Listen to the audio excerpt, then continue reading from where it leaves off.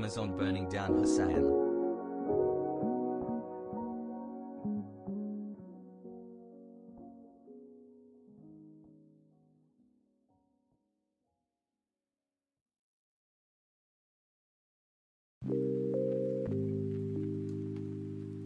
Hype disguise, hype disguise, hype disguise.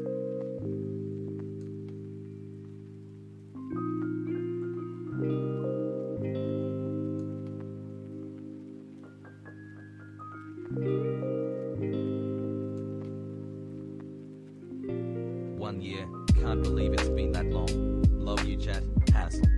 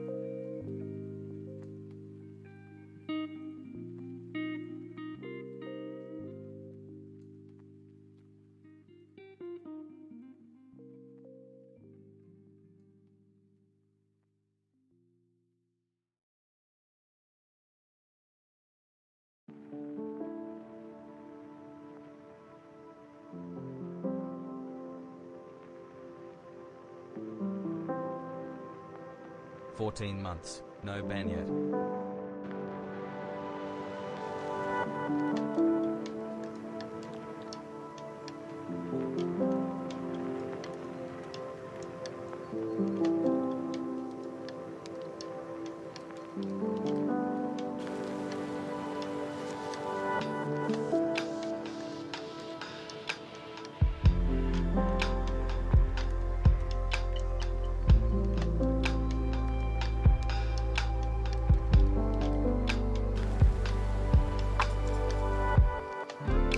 Chat smile. It's smile time, boys. Y'all better smile.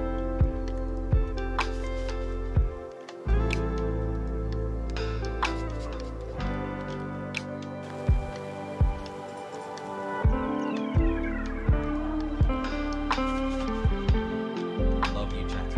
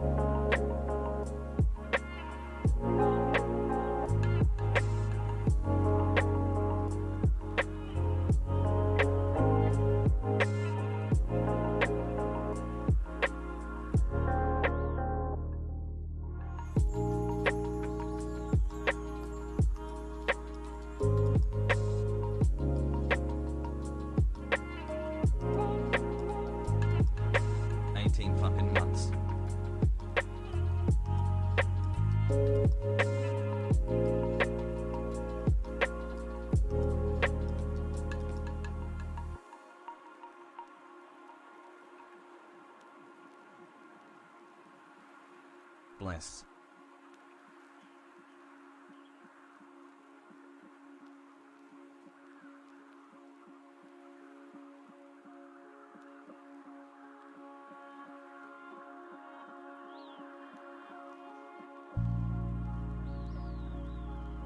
Six months fog, only 3 left till brain rot.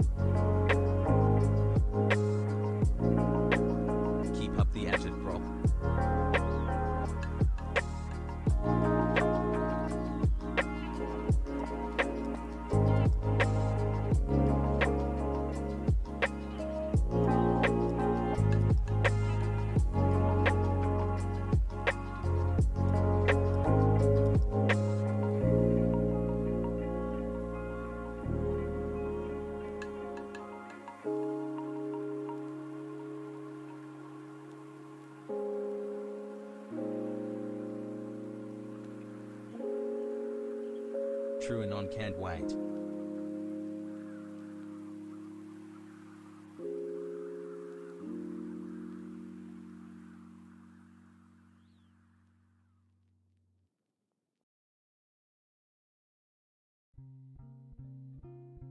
What a fucking liar, dude. What a fucking Weasley little liar, dude. What a fucking Weasley little liar, dude. Holy shit, dude. Fuck it, I'm saying it.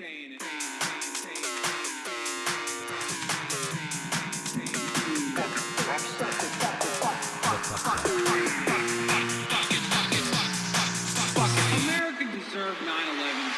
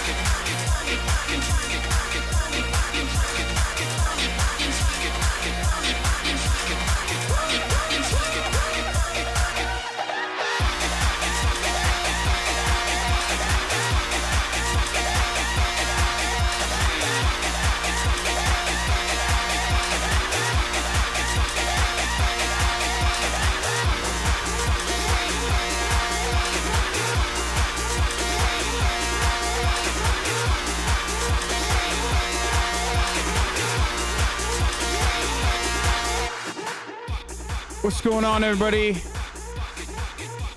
I hope everyone's having a fantastic evening, a fantastic afternoon, a fantastic pre-noon, no matter where you are in the world. I'm Hasan Piker, and this is the HasanAbi broadcast coming to you live from sunny California, Los Angeles, folks. Actually, I'm lying. It's actually pretty rainy. Rainy California, Los Angeles, folks. We are live and alive, and I hope all the boys, hope all the girls, and I hope all of the NBs are having a fantastic one. My hair is not greasy. It is because I just took a shower, and that's precisely why, by the way. Woo! It is Tuesday, December 7th, 2021, 11:43 a.m. and I am late and I apologize for my delay.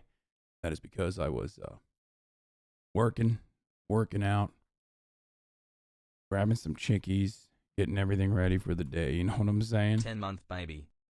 You know what I'm saying, dude? Can't even dry your hair before stream, slacking? Dude, I literally, listen. In the mornings I wake up, hold on. Yeah, before I go further, sorry. I must say, it's Tuesday, innit?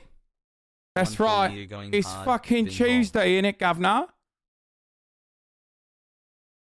It's Tuesday, innit? Someone in the chat saying, was cool saying hi to you at the Stavros show. Yeah, that's right. I went to the Stavi baby show last night. Show support for a fellow big boy. Just a crumb of He is let's go house heads. He is shooting his special, and my God, that special is finger licking good, you know. It's very good. I'm very excited for him. Killing it. I wanted him to come over, but Let's go.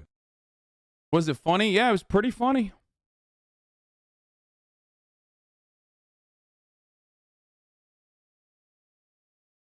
Pretty good. Pretty fucking good. 4-month brain rot.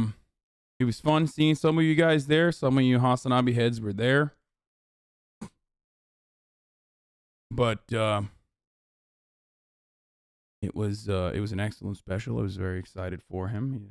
Man's doing big things. You know? Let's fucking go. Hopefully 13 months baby. Hopefully he gets his dick sucked sideways a million times over. You know what I'm saying? Anyway, that is what I did last night. Some of you already know this. We were watching Master Chef with the homie Nick. It was great to see you there. Thanks for saying hi. Yeah, we're there with the homie Nick. He wanted to go and watch it for his birthday.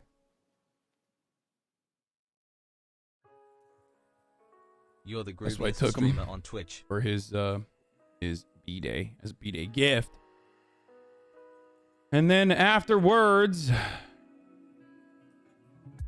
that's it. I came back home, watched the latest episode of Succession. My God, it's good.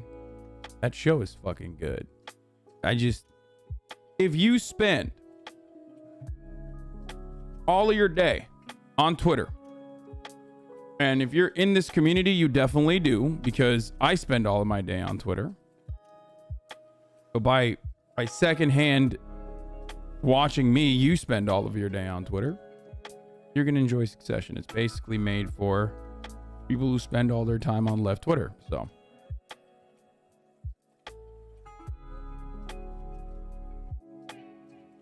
people in the chat are saying,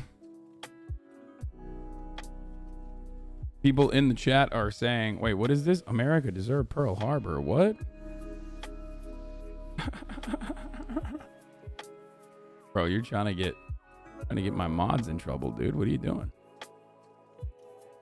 Whoa, XY Chelsea 87. Thank you, Chelsea Manic, for the 30. For the 30 gifted subs.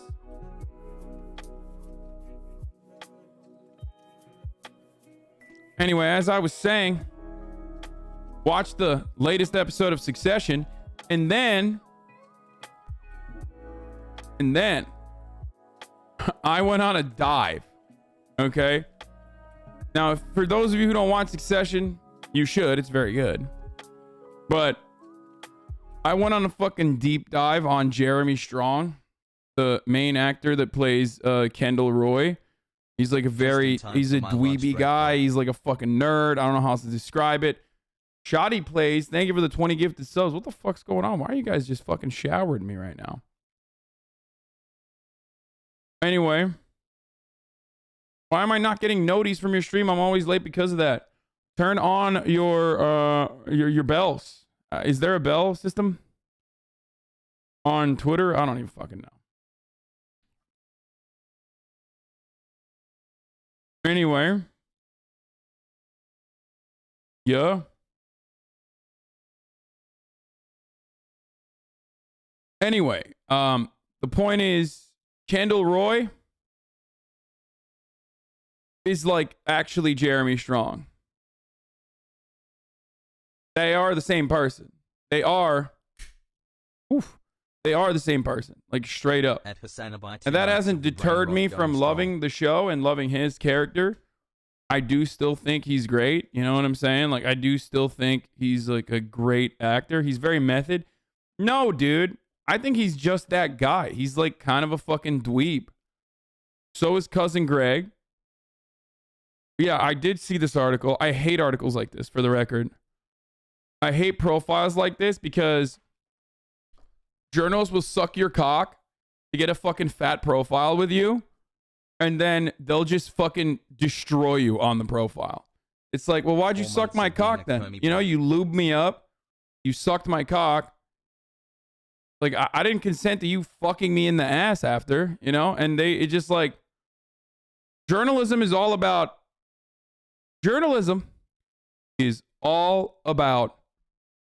having a person saying it, come dude. into your life and then just use you and abuse you for like minor clicks and engagement. Now, having said that, though, I mean, this is a great article. It's like great content. But I've been on the other side of this where I'm just like, come on, bro. Really? Like, you're going to fucking... Pepped. The New York article written on me, the profile written on me wasn't... Or was it New York Mag? I don't fucking remember. But, like, that wasn't bad.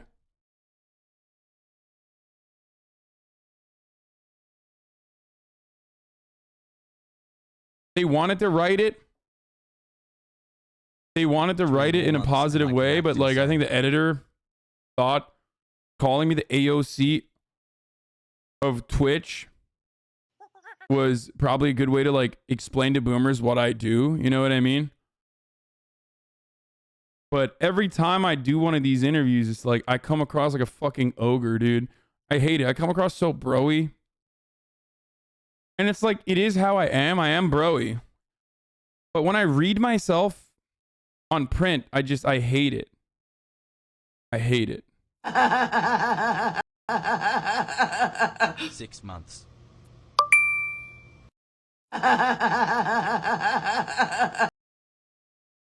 Oh my God, dude. Gonna buy myself a second house with Hasan's Apple Pay. Hashtag Lowig, hashtag HasanAbi, hashtag Twitch. That's a good one. Wait, I should follow Ludwig. This is the jam. Listen to the Grateful Dead. I should do one of him.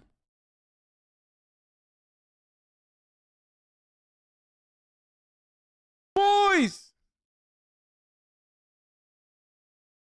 I saw Universal and wanted to say hi, but we crossed paths too many times that I didn't want to seem like a stream sniper. Plus, wasn't sure how you were doing with the crowds, but glad to hear you enjoyed it afterwards. Listen, dude, I love meeting you guys in public, okay?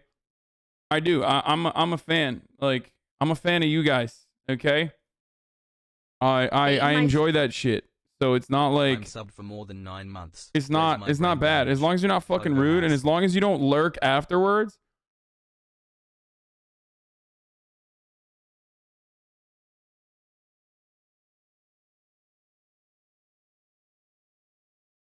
As long as, you know, then it's good. Wait, what the fuck is this? Streamables?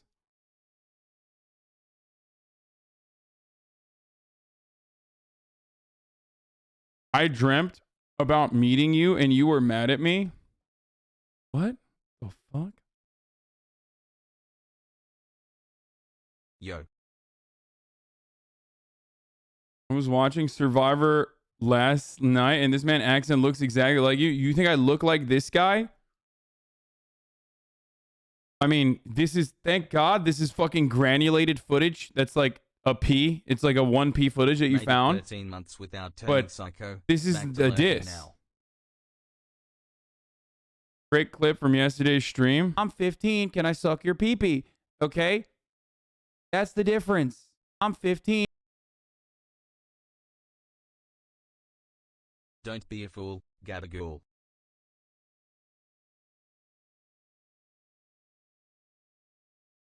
Why is Pokey black facing? Are you fucking insane? That's her natural hair, dude. What the fuck? Guys, She's literally Moroccan. Are you fucking stupid? She's like literally from Africa, bro. That is a, like, that doesn't mean she's black, but like, that is her natural fucking hair, you psycho. What a psychotic fucking take, dude. See these 17 months of subs and the alerts. Oh, that is, there's no shot a black person said that, okay? There is 0% chance a black person was like, wow. What the fuck? It's so funny because people always say she's like Asian fishing. You know what I mean? Like, I thought the incels used to say that she like tries to appear Asian or something. Absolutely 100% white. But yes, white people, okay? White people, especially white people in MENA, okay? Middle East, North Africa, can have a varying degree of curly hair. Like when their hair is curly. Hey all.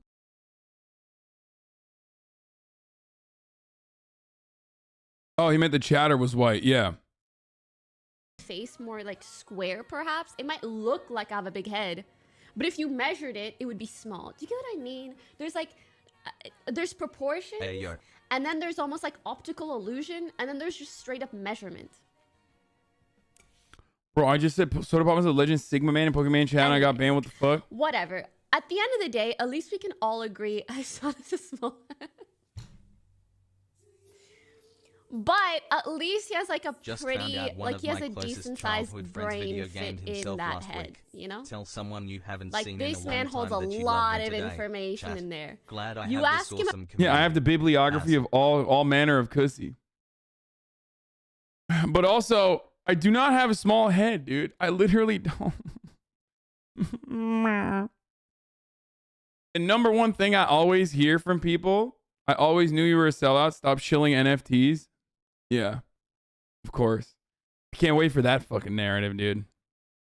About anything, and he's like, well, this one time I was stunlocked about it on my chat, and that's why I know that the and this is and I'm like, whoa, how you fit all that not in them jeans in that head, bro?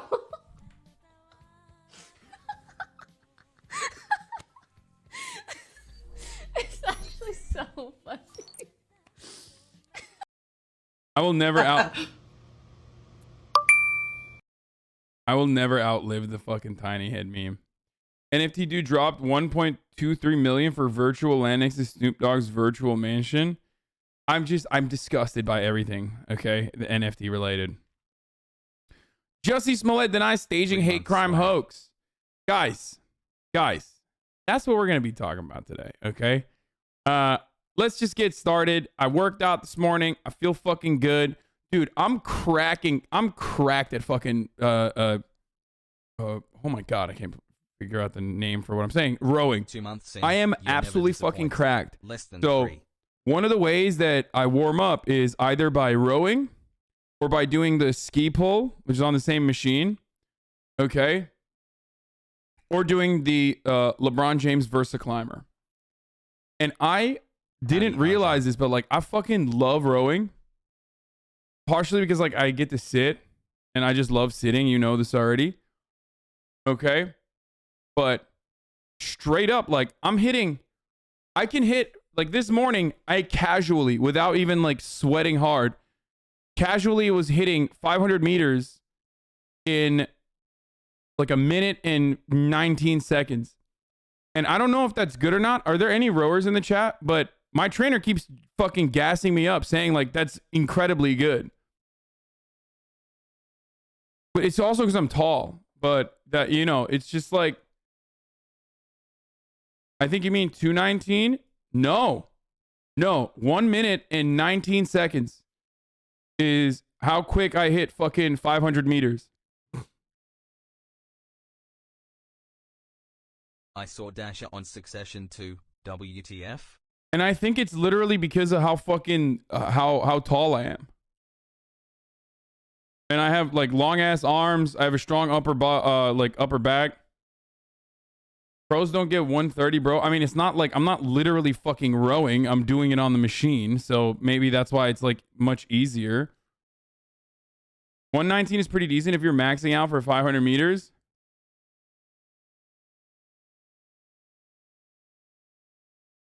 That's good if you keep the pace. I think I can keep that pace. I mean, it's a sprint, right? It's still a sprint.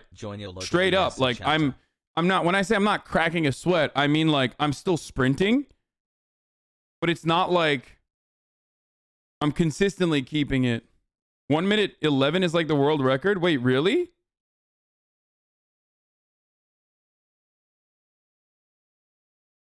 But it's on the water. It's not like literally on a machine, right?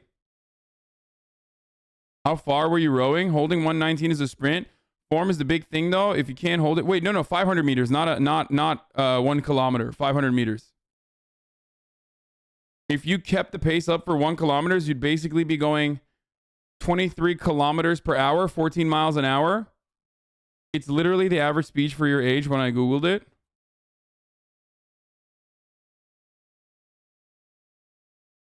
The world record is 1 minute, 11.6 seconds on water. Okay, that's on water. That's different.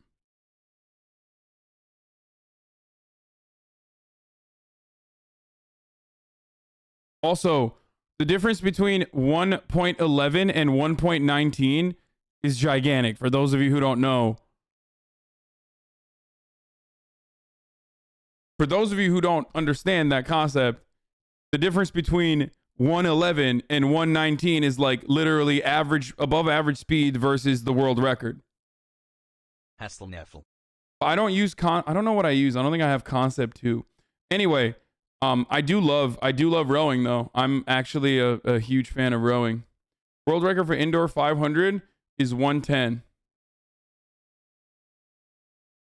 Machine was broken. It was actually showing 711.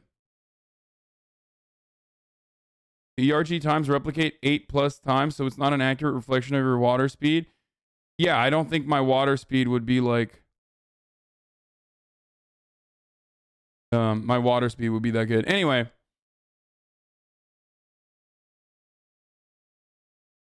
but I do enjoy fucking rowing. I don't know. Anyway, the indoor record is indoor records for 1 kilometer on concept 2. Let's go, baby.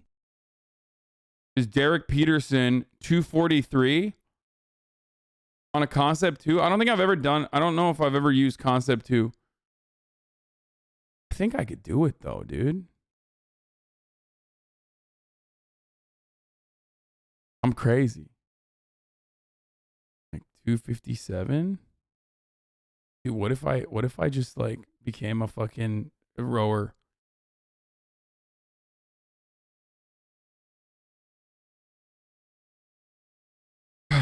Anyway, that was just like completely unrelated and random and whatever, but yeah, here, hearts out to, this is a concept 2. Oh. Okay, the one I use is like the one I use on a concept 2, but it's like, is it built-in resistance on it? And any special brush outs before you start? Nah. Just need a few tabs of concrete. Shout out to 3 Head Vamos Liverpool. You're so annoying, Hasan. Wait, why? What am I doing? There's 10 levels of resistance. Water rowers are inaccurate. This is what actual rowers use. I heard you get into USC with a rowing record like that. No, but like the one that they're hitting is no resistance, I assume, right? You can't. Did Murat put the or what's the honesty in that? resistance? I've been asking for almost a year. Is he doing maxed out resistance? Has to be 10. Probably magnetic. 10 max? Okay.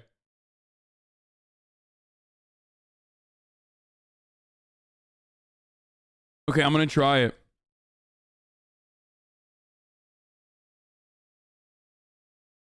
I'm gonna try it. I don't know what my resistance was. Your rowing made the Dow Jones go down. We got to get it up, boys. Okay. Water is like 4 to 5 resistance. Concept 2 uses air resistance. Never train on 10. Lol. You're not annoying. Only when you talk over Master Chef. Sorry. Metaman with or without onions? With onions. 15-month yada yada. Good question. Holiday chat advice when? I think it'll help a lot of chatters hassle. World record vid. MRRL time. Me and Martin legend. I never fucking will. Okay, dude. Oh, jeez. So stupid. Okay. 17 months of brain rot, Pogu.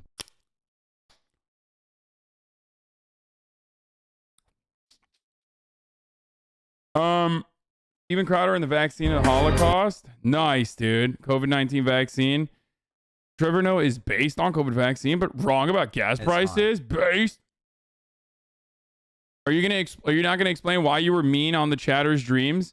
No, I'm not. And the reason why I'm not going to explain it is because that's pretty much what I do every day is address things that I haven't said that people have thought up. And it's not time for that yet. What's time for right now is not the top of the hour ad break because I started at fucking 12:30. What's time for right now is actually for me to tweet out that I'm live and alive and, you know, bring the fucking Normans in, okay? Daycare is open and there's so much news to cover. Rittenhouse is farming anti-LeBron engagement. Have you guys seen this? Rogan bars. Like NS Contad.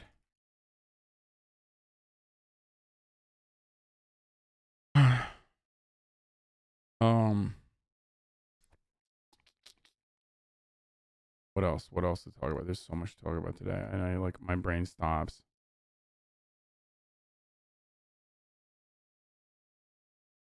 New York City mandates.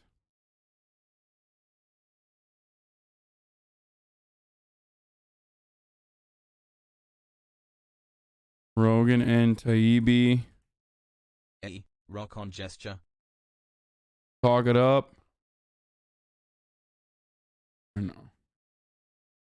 And I might even upload a successful TikTok later. Also, TrueAnon is coming on to talk about Ghislaine Maxwell. Get in. Oh my god, I wrote so long. Yeah, I gotta delete some of this shit. Yeah, I'm deleting the TikTok part.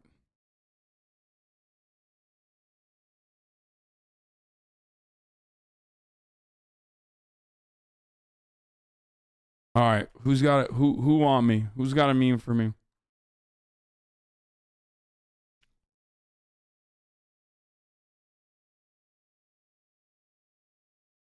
You're getting fan art from the H3 subreddit? Let's go, dude. Look at that. That's right. Furry fan art.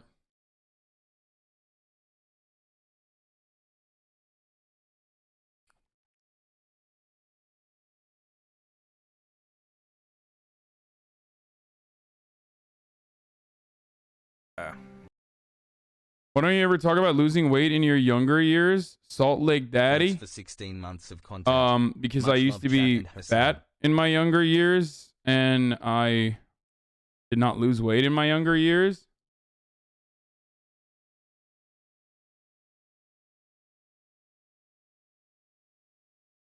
All right, who's got a fucking meme? Let's see it. Wow, no more memes, huh? You guys don't want me to fucking post memes? I get it. No, I'm not gonna use that meme. Unrelated.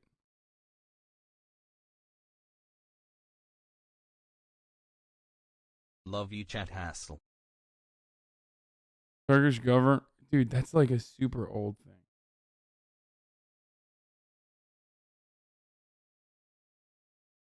Funny art costs an arm and a leg. That's a steal. Do you see yourself doing Sigma debates? Boris Johnson wants to remove passports from drug users. Use these photos of your beanie collection.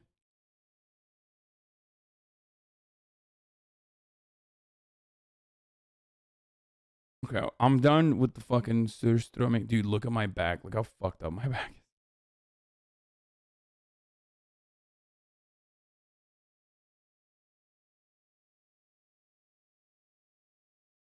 is. Okay, here, we'll just use.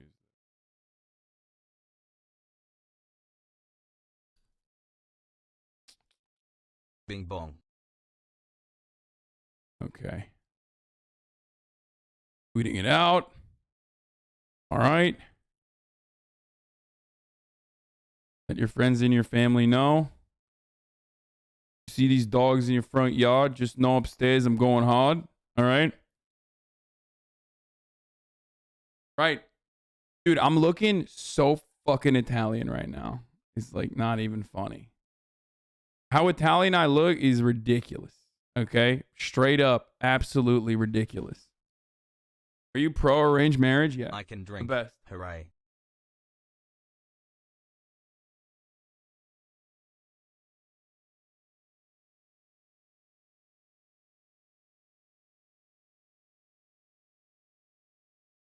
I love it. I love arranged marriages, dude.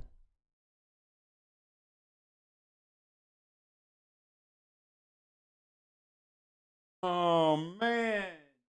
Oh man. Okay. Why does Santa have a military helmet on? Because he's fighting for the Yugoslavian People's Army.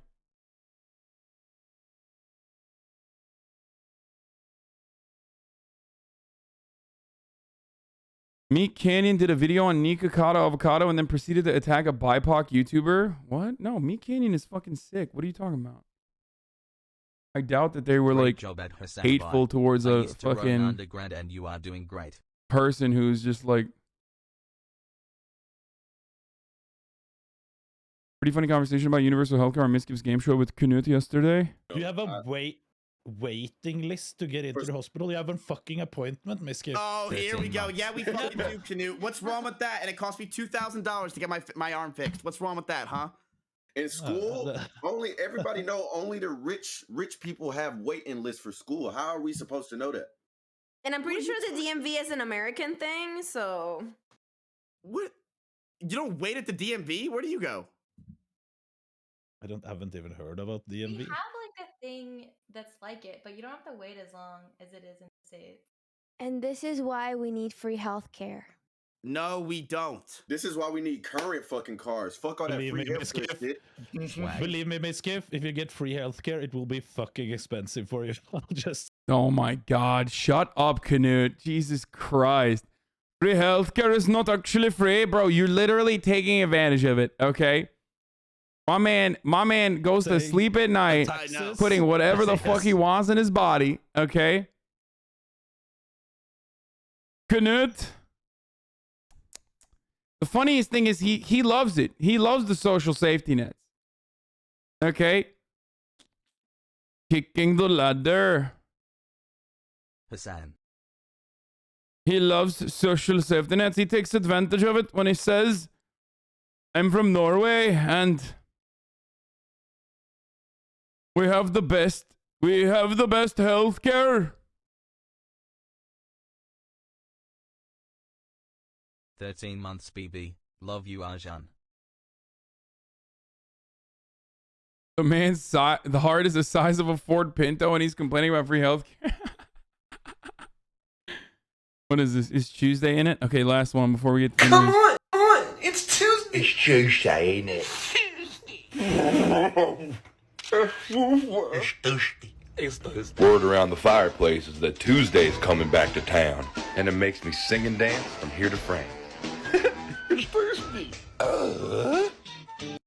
Come on! It's Tuesday! It's Tuesday, ain't It's it? pretty solid, but for It's 500 meters, it's not Tuesday, really innit? hitting an aerobic threshold. Anyone can yank a super fast. It's split in under fucking seconds. Tuesday, innit?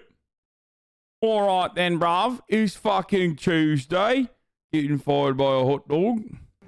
Yes, well, sorry. 5 months hassle. the company is downsizing and we are not going to need you on Monday.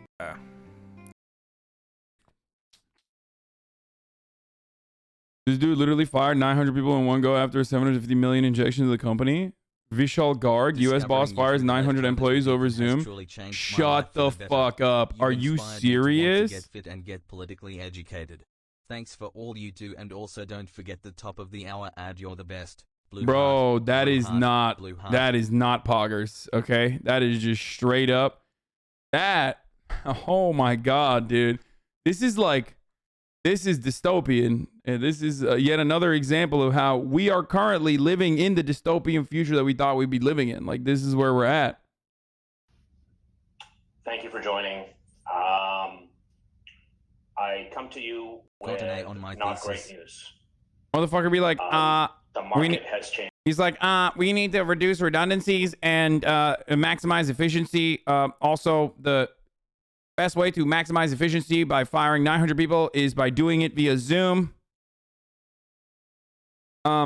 He's apparently also has been traced and admitted to posting on a management forum complaining about some of them. Lol, what a trash bag. There's a management forum?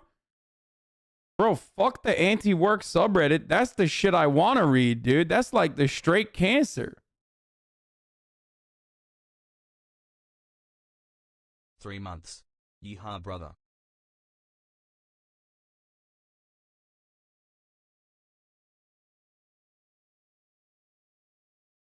He claimed that 200 plus employees were stealing by working 2 hours a week. Wait, what? Stealing? If I was a boss, okay? First of all, I'd be fucking terrible. Okay, let's be real. I'm dog shit at management.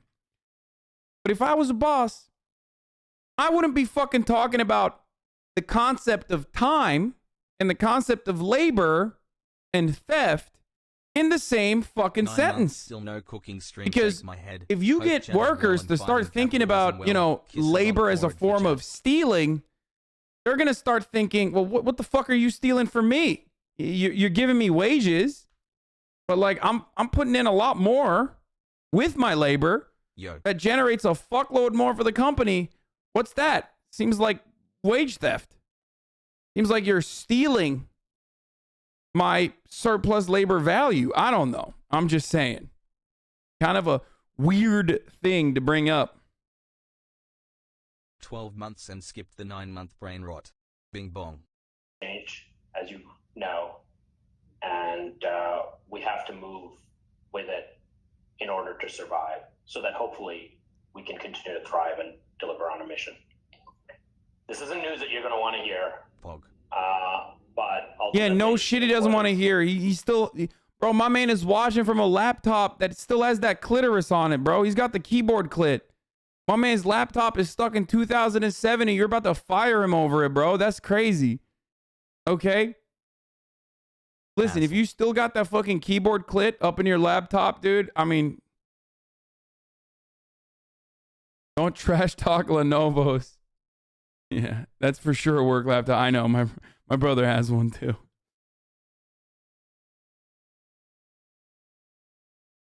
Can we do the final PO box this weekend?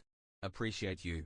This is my decision, and I wanted you to hear from me. It's been a really, really challenging decision to make. Oh, dude, this is like, hey, listen, it hurts me more than you. You know what I'm saying? Oh, man. Guys, why don't you think about my feelings as I fired 900 of you over a fucking Zoom call, dude? He's like, I love that his claim is that people are stealing from the company by only working 2 hours instead of 8 and logging in 8 hours of work. Like, that's his claim to labor theft, which is not a real concept, by the way. You absolutely should, and it is totally fucking normal to want to work the least amount of fucking hours for the most amount of pay. It's just a normal thing. Especially if you are just a simple cog in the machine. It is literally the understandable human condition. Okay? And what your boss wants to do, okay, what this fucking Patagonia vest wearing dipshit wants from you is for you to work the most amount of hours for the least amount of pay. So there is a constant back and forth there, okay? There is a conflict within these two interests. So this notion that, you know, he's upset that you're engaging in labor theft is hilarious, considering that no matter what should I be worried? Your fucking job is, no matter what your job is, if a company is profitable or if a company is, no matter what your fucking job is, regardless of what the company is, spending or whatever the fuck, you are still absolutely getting paid less than you're giving to the company.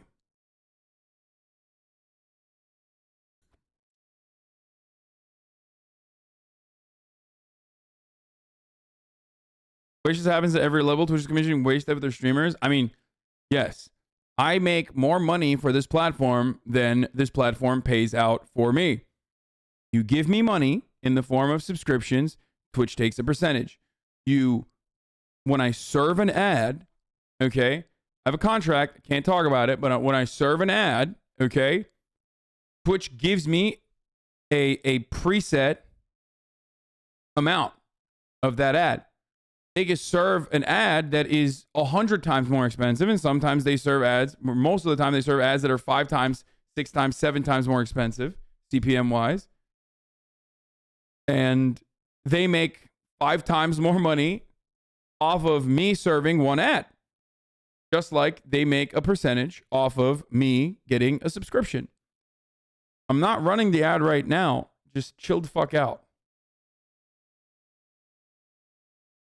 So no matter what happens, like, you know, the company's always going to win.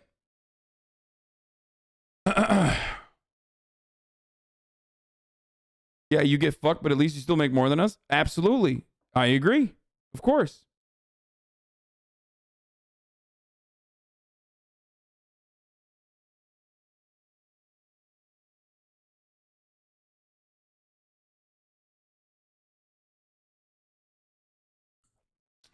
Do they limit how many ads you can run? Is there a max?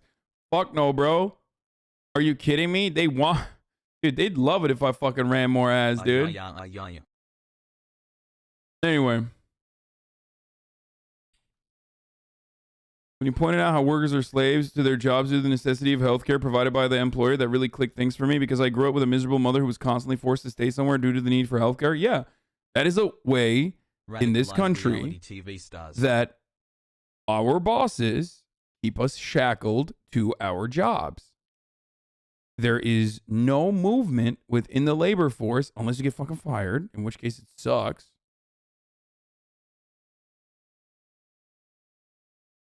Fan art at HasanAbi. How does a socialite socialist look like? Like you look so greasy. It's called putting conditioner in your hair and also showering. This is a concept that I know is unfamiliar to many of you, but when you shower and you have long hair, and even if you dry it a little bit, like with a towel and whatnot, it still stays kind of shiny for some time. So that's what it is. And I shower every morning before I stream, and that's precisely why my hair looks shiny in the mornings. 17 months of molding. Now I'm taking finasteride too. Anyway, let's keep going. This is the second time in my career I'm doing this, and I do not want to do this. The last time I did it, I cried. This time I hope to be stronger. Being chilling, cold face, but we are laying serve off ice cream.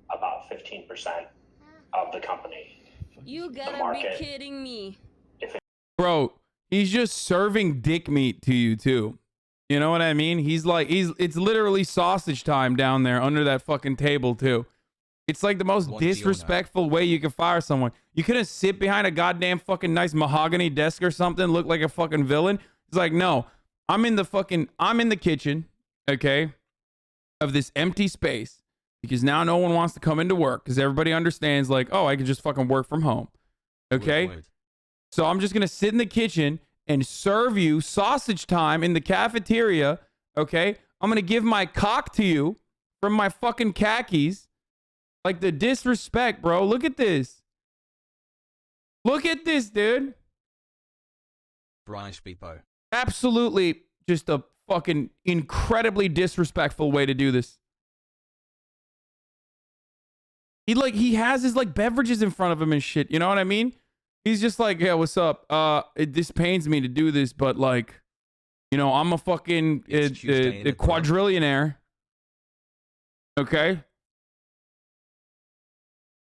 I'm a fucking quadrillionaire, and I'm gonna be serving some dick meat to you today. And also, you're fired. What's up? This is harder for me than it is for you. And it's like, if you had benefits, it's fucking gone. Hey, get fucked. Go get Cobra, you know, government assistance, so that like your insurance company will still allow you to keep your coverage. Oh, also you have to now, you don't have income now, but you're gonna still have to pay the insurance. And that insurance is now like 3 times more because you have to pay the whole fucking price. But hey, guess what? At least you can stay on your coverage for 36 months. At least you can stay on your coverage for 36 months, dude. Guess what, dude? Get fucked. Get fucked.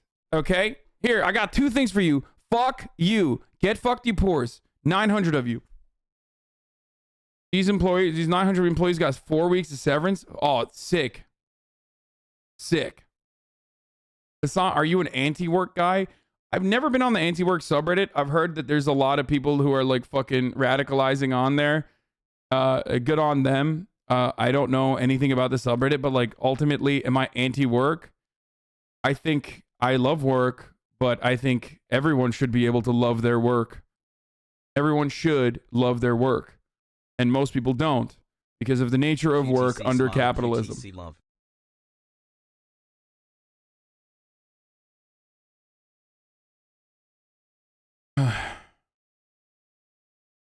What is this? Just 10 seconds is timestamp? I guess I should. I don't know where's the origin of that name, but this motherfucker's named Garg.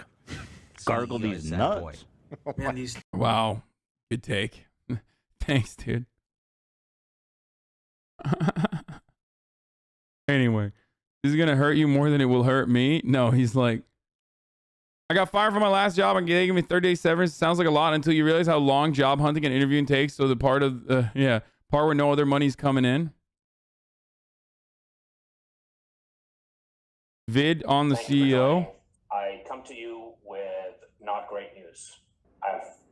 We saw this well, part. Guys, looks like it's that time of year again. And I'm not talking about the holidays. I'm talking about the 900 people that were just laid off on a Zoom call from Better.com. And you can bet someone took a video of that Zoom call and sent it to me. And we're going to watch it. But just before I show you the video, I need to show you this. Better.com received a $750 million cash infusion just days before they let go 900 people. I think this fact... Okay, I don't want to watch like... I don't want to watch someone else's commentary. Like, I'm literally doing commentary on this. Like, I don't know why. Chatters are just like straight up disrespectful when they're like, hey, I know you're literally a fucking political commentator who I appreciate and enjoy, and we're like watching the story and we're watching you do the political commentary, but like, fuck you, actually. Can we watch my other favorite guy? I think he's probably doing it better than you. And it's like, go watch that guy then, motherfucker. Why are you coming in here and showing me this shit? You look good today, chat hassle.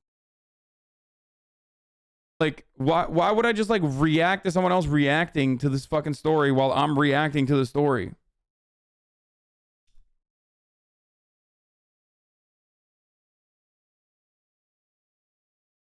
Stay away from r/anti-work because they're all salty and basically just against lower paying jobs. When you take a lower paying job, you are inherently accepting the risks and inconveniences that come with it. No? Yeah, totally. Yeah, no, absolutely. Like when I, at gunpoint, for example, force you to go into fucking work, okay? You're accepting the risks. Like, hey, the risk of being born into a fucking poor family and shitty material conditions so that you are literally subjugated for the rest of your fucking life in horrific work conditions that will never fucking improve because you want to, you know, put a fucking roof over your head or put food on the table or, I don't know, clothes on your back. You dumb, idiotic baboon-brained fucking moron. Stay away from that subreddit because they're salty and against lower-paying jobs. What the fuck kind of job do you have, dumbass? Salt Lake Daddy? Yo. He said he's sorry, but still, I'm just like, I fucking absolutely hate that. That shit makes me so mad, dude. Are you fucking kidding me?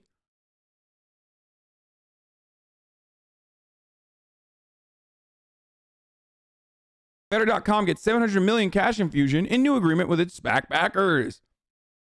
Digital mortgage lender Better.com, which announced in May that it was going public via a SPAC, is getting a cash infusion from its backers sooner than expected.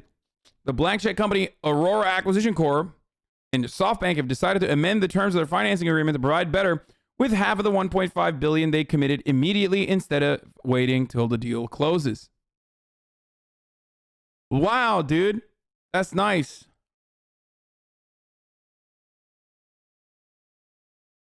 That's fucking nice, man, it's dude. been a bit. Great.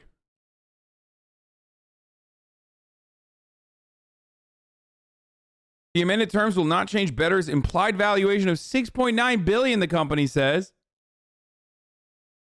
Holy fuck. Why are so many companies firing large portions of their Holy workforce? absolute fucking fuck, dude. What is happening? Do I have like what is going on? What is going on right now? Like, I'm in the middle of covering a story. Motherfuckers are like, yo, fuck Happy the story 11 you're months to covering. my You should favorite invite content Vosh creator on. across all platforms. What is this? Yeah, fuck it, dude. Hey, your stream, bro. Hey, chatter, DM me. I'm going to send you my stream key. Fuck it, bro. Come on. What is happening right now? 1 month until OUR to MD Irish twin sub baby. Let's go. Motherfuckers are getting too comfy. It's crazy.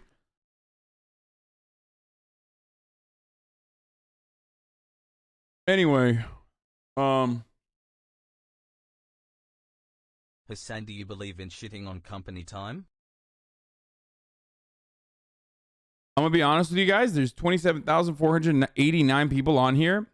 And I'm pretty sure out of the, other than like the 4 of you, okay, pretty sure the other 27,485 people probably want to hear my perspective on the story. So maybe, you know, shut the fuck up until the end of it, okay?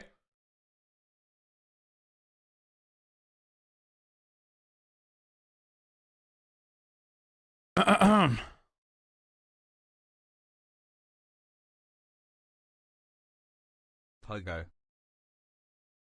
Okay. Company's valued at $6.9 billion. They get a fucking fat cash infusion to the tune of $750 million. Okay. And then this fucking CEO fires them over a Zoom call. Efficiency and 5-month brain rot. Let's performances. Me. Efficiency and performances. And productivity. All we did for the company? If you're on this call, please watch Totally Note Mark's last vid. It's a vid about one of the worst cases of copyright by a corp. I hope you watch it to help that creator and spread awareness about it. Also, I've been enjoying streams, so thanks.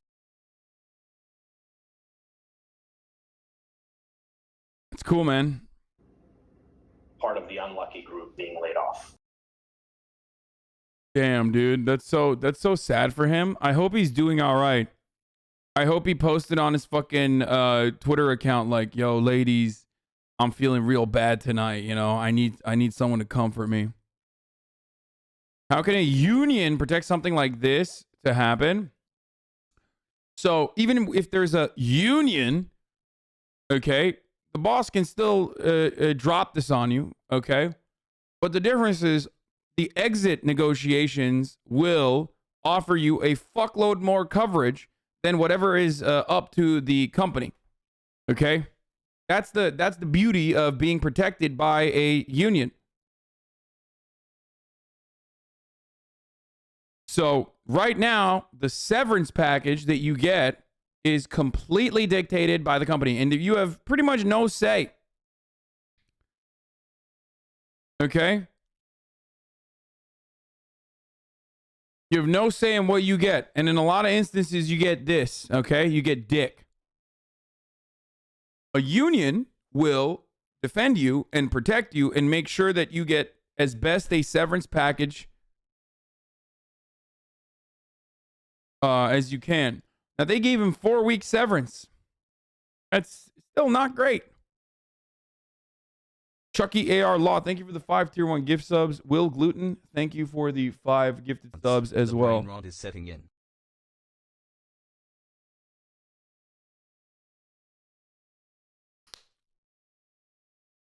Especially when you lose everything. Like you lose your income. Morning. What the fuck? Why is it not stopping? Stop!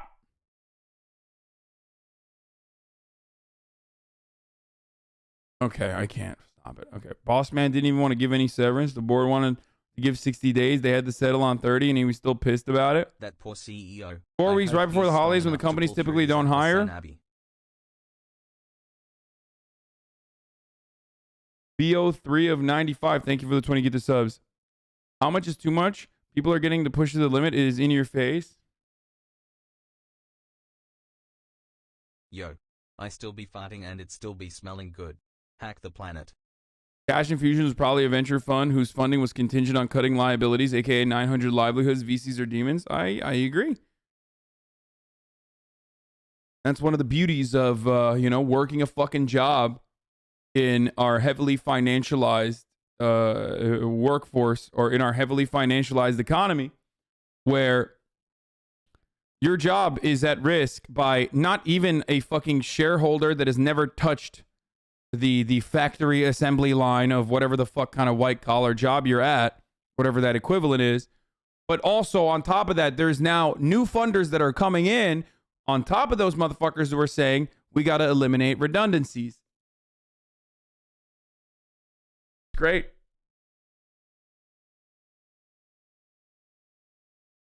Do you think it's ever okay to fire workers? Or, yeah, of course it's okay to fire workers on, like, that's a really fucking stupid question, dude. What are you, crazy? No, dude. Someone can just, like, when someone gets a job with you, they're with you forever. What the fuck do you mean? There's a difference between firing 900 workers over a Zoom call because you want to fucking maximize your efficiency and eliminate redundancy and destroy 900 lives in a matter of a 2-minute Zoom call while you're serving dick meat under the fucking lunch table wearing your stupid fucking Patagonia vest as a person whose net worth is around $4 billion fucking dollars.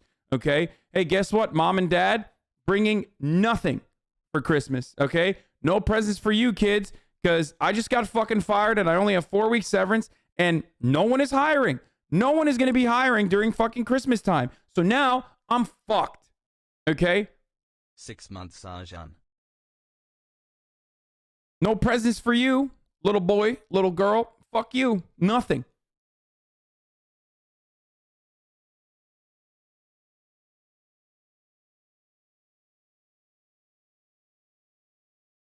"12 months, let's fucking go."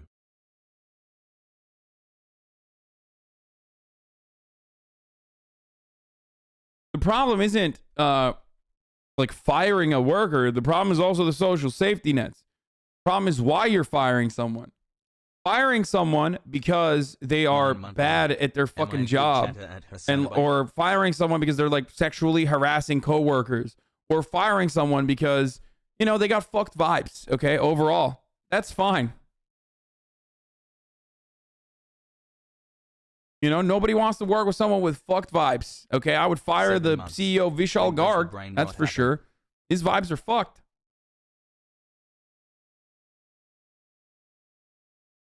That's entirely separate than reducing redundancies and maximizing efficiency by fucking doing a mass layoff, especially over a fucking Zoom call.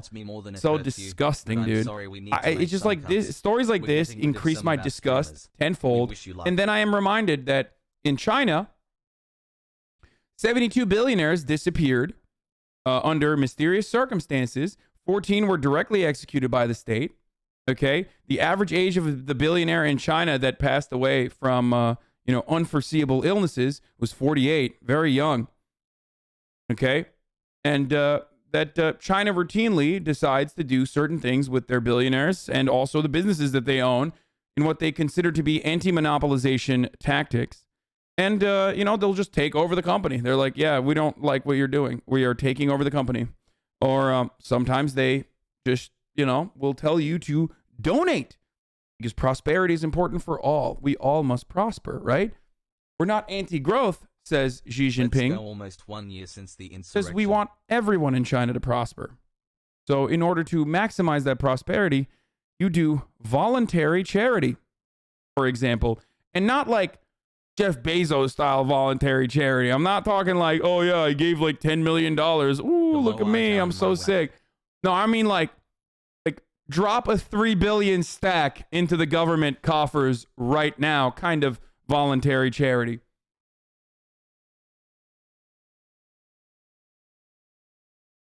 Trying to get back on TikTok's good side. No, fuck TikTok, dude. Seriously, I'm fucking pissed off at that stupid fucking app. But I'm just saying that, like, it would be nice if the government worked for the people, okay?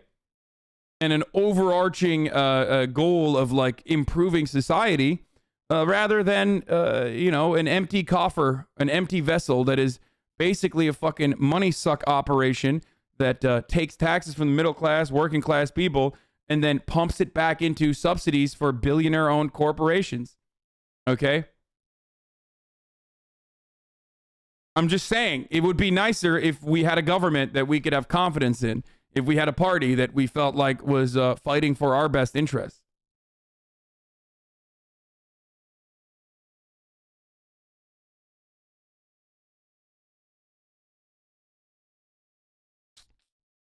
The question, why voluntary charity in China and not a wealth, income, or capital gains tax? I actually don't know.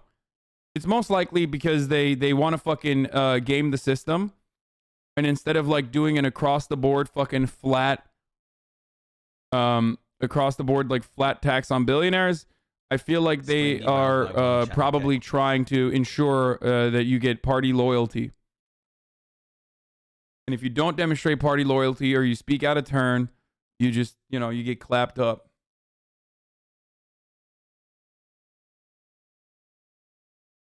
Yep.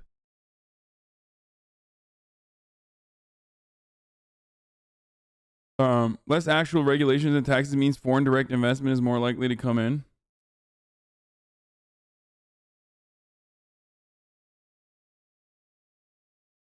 Surely there's an opportunity cost here. Oh my God. Like, listen, brother, if you're 18 years old and literally just read like 3 fucking chapters into your micro and macroeconomic principles book, okay, if you're taking a 101 course and you're just gonna fucking vomit that out in here, I'm gonna tell you right now, you're in a bad place. Okay?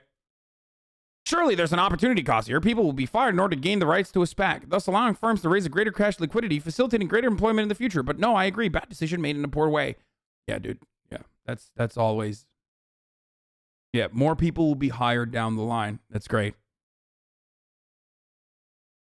Okay, what about the 900 people that are fired now? Well, get fucked. More people will be hired down the line.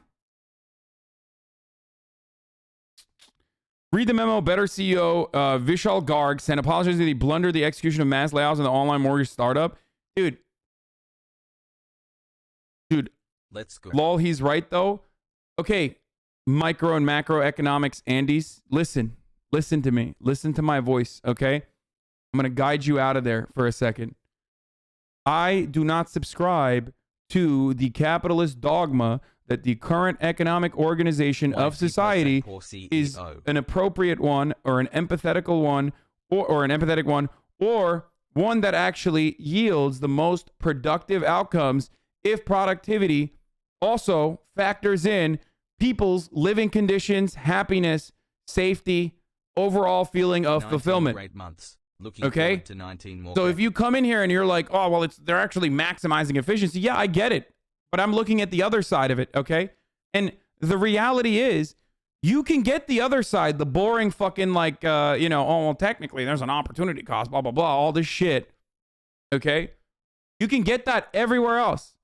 So why are you coming in here, the one fucking place where you don't get that, and you're like, actually, I want to hear you. I want to hear you talk about the many benefits of firing 900 people 2 weeks before Christmas with only 4 weeks severance. Much love to all the femboys Okay. in chat.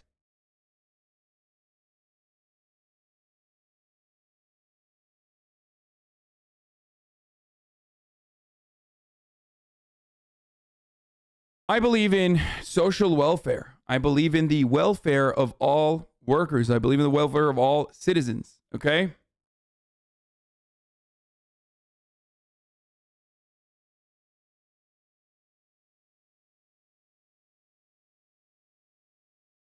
And the reality is, like, you're not a fucking factory owner. So why are you coming in here defending that shit? I'm sorry, brother, but like, you and your dad are most likely not Vishal Garg. Okay? Your dad's not a fucking quadrillionaire. He doesn't have $4 billion. And neither do you. You're working at fucking Domino's doing deliveries. You're like, well, actually, the opportunity cost. Like, what the fuck are you doing? Why are you defending the system that, like, fucks you? What kind of weird shit is this?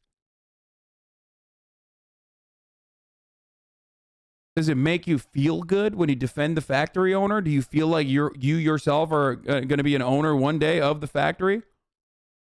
Because it's not going to happen. Half a year poggies.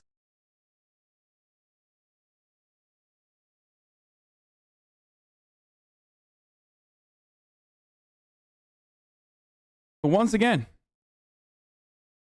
you say you love capitalism, yet here you sit in the chat, WTF, devoid 7 of months. capital. 4 months ago I was scared shitless. What's up with that? Now I finished the semester. Huh? Thanks for the love chat. What's up with that, Aslex motherfucker? QCL. Show me the deed to the factory. We got 2 rules in this chat. If you defend the DNC unconditionally, you need to show me the pay stubs. 9/11. If you are a DNC lobbyist, if you are an operative within the Democratic Party infrastructure, I mean, I'll still dunk on you as I do with H. Bizzle, okay? But he is actually a DNC operative. He has shown the fucking pay stubs.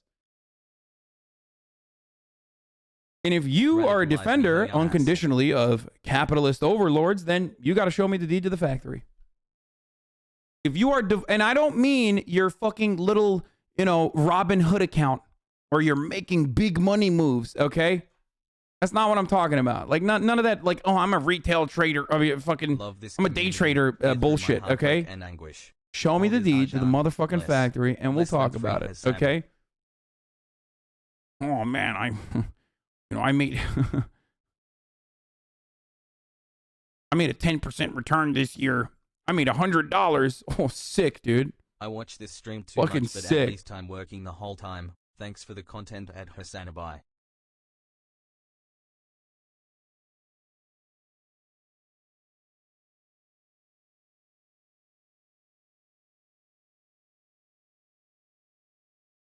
Anyway. I bought an ugly monkey photo. So I'm going to the fucking moon, dude.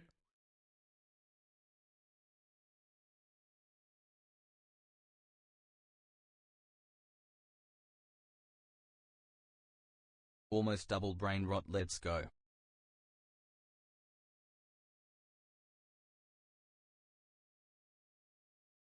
I don't know why they defend it. The system is fucking them. Are people actually this dumb? I don't want to be a slave to a company. Yeah. No, the system is powerful. Listen. I had a dream I bought the same People aren't hairspray as you. transphobic, for example, because they just got hate in their fucking heart from the jump, Hey, Vishal Garg, better CEO. Thank you for allowing 5 people to no longer see the ads at the top of the hour because the top of the hour ad break is coming right now. First of the day. Okay. Look at that, dude. Vishal Garg in the chat. Thank you for the gifties. Only 5? You're worth $4 billion, you fucking broke bitch. What's up with that? Yeah, it's not top of the hour yet. Suck my dick, okay?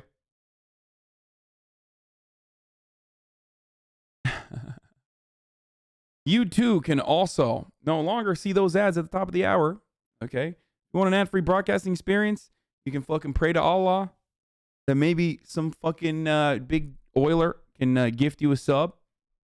But if you're not lucky, well, then you're going to have to buy a subscription for $5. And if you don't have $5 because Vishal just fucking fired you, well, then you probably have a Twitch Prime that you can use here. If you don't have that, well, then there's other methods Twitch Prime is free though, as long as you have an Amazon Prime account that you or a loved one has that you've connected to your Twitch account. Bardos Giallo, thank you for the 5 get the subs.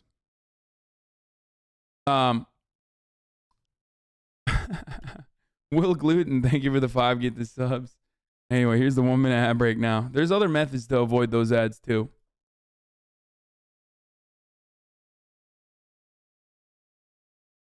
You obviously think this is the wrong way. I was never defending him. I was simply highlighting this. Sure, it is horrible, but you cannot pin it on the CEO. The banker set the conditions and ensure the survival of the company. Tough decisions have to be made. It's why save 5 people now if 500 will lose their jobs down the line. First of all, you literally made the argument that it's okay to fucking fire 900 people because maybe hypothetically there will be, 1,000 people hired down the line. So you don't have any fucking evidence for that. And secondly, why put the decisions on the CEO? They don't have to do a fucking SPAC, guy. They don't, like, that's not, there is no gunpoint, okay? Oh man, we literally have to fucking do a SPAC, bro. Like, we have to. I mean, dude, you are just swallowing the whole boot and trying to justify it. Look. All I'm going to say is this. I get it. Everything you know about the fucking world is a certain way, okay? So leading up to this moment. So when you have someone who straight up fucking turns around and says like, no, that's fucking bullshit, okay? That's fucking bullshit. It doesn't have to be that way. You're like, wait a minute. No, it does have to be that way. Otherwise, all of the fucking struggles that I have seen and maybe even experienced personally, well, then all of that is for nothing.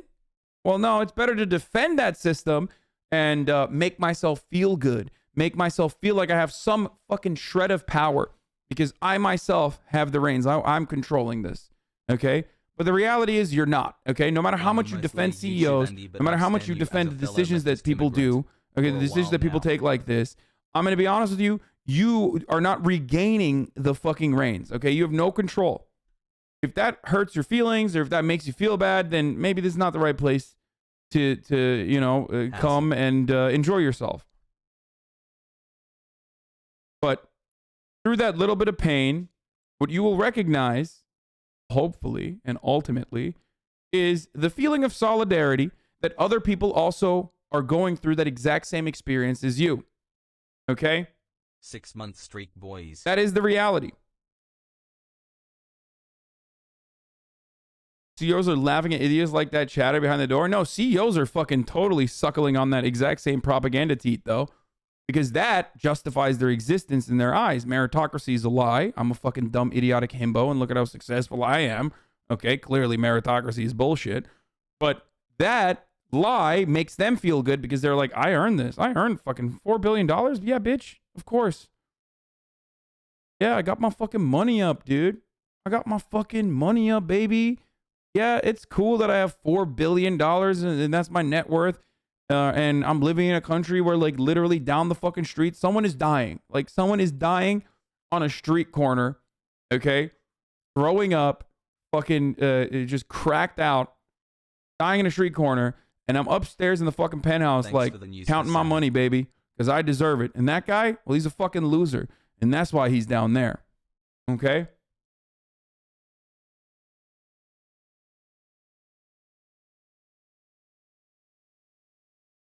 You know how many fucking rich people I talk to, dude? I have a lot of rich friends. They all think they fucking straight up. They all think they are, God's gift on earth. And that, they weren't just like lucky and in the right place in the right time. That they truly worked super hard for the system that is ultimately fair. If you work hard and you work smart, you will make it. 3 months. Is it okay? Applicable? I'm pretty sure it's here.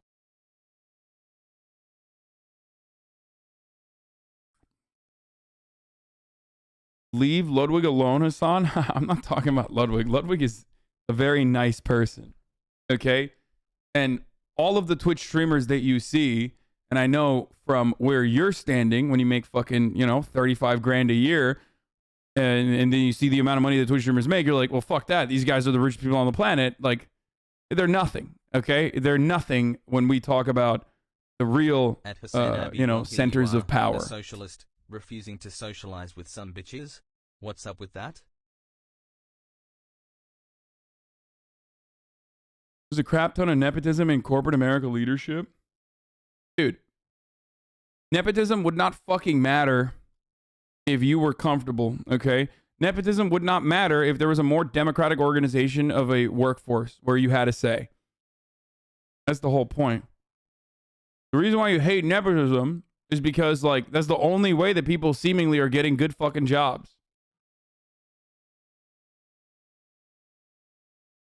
The real problem is the class solidarity that the wealthy demonstrate.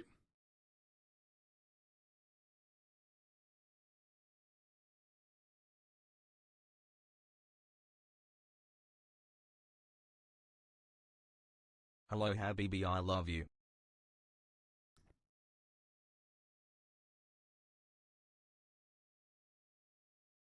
Anyway.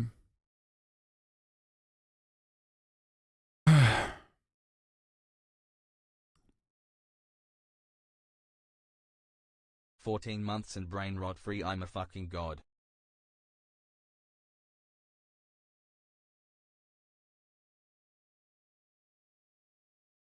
Isn't nepotism just human nature? It depends on what you mean by nepotism.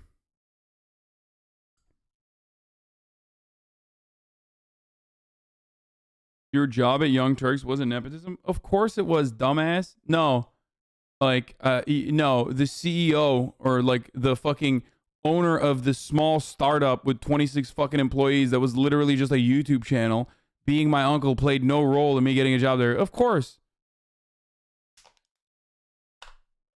Of course it was. Guess what, though? I don't fucking work there anymore. It's not the own you think it is when, you know, on my own, I have become infinitely more successful than I was when I was under the Young Turks banner. So, obviously, I also have some personal talent as well. Like, demonstrably.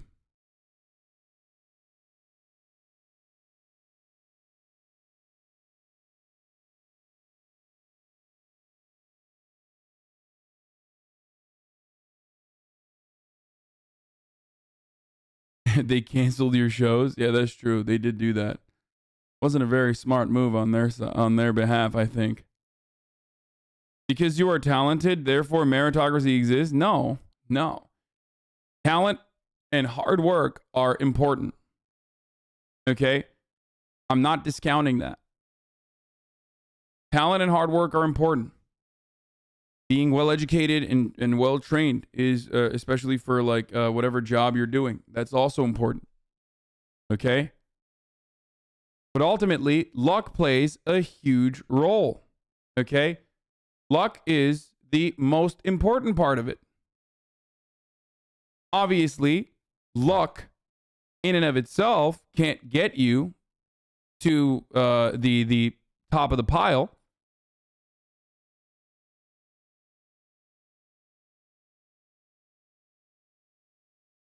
But the factor that you have, the reality that you have to factor in probability and luck simply shows that, you know, it's not like a pure meritocracy in the way that people make it seem. You can be profoundly unlucky and work your ass off. What do you mean? I could just luck into being Bill Gates? Yeah, exactly. Obviously, I'm not making that argument at all.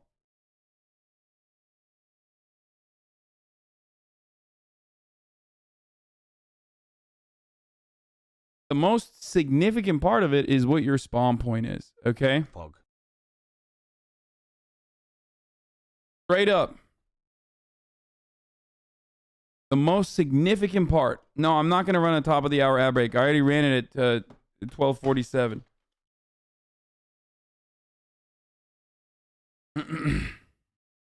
8-month rot LGI.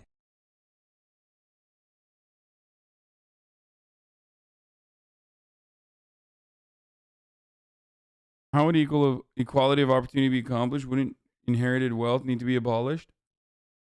Yeah. I mean, I don't have a problem with that. I cry.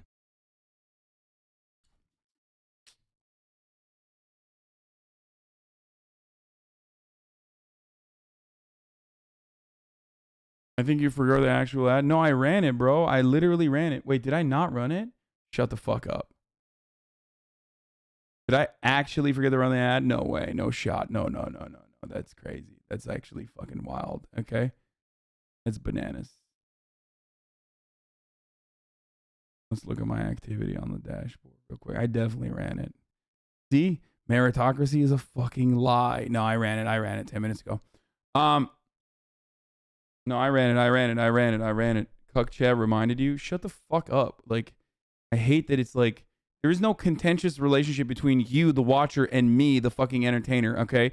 You make it seem like we're fighting on opposing ends, okay? And like me running a fucking ad is like somehow something that you're like legitimately upset about.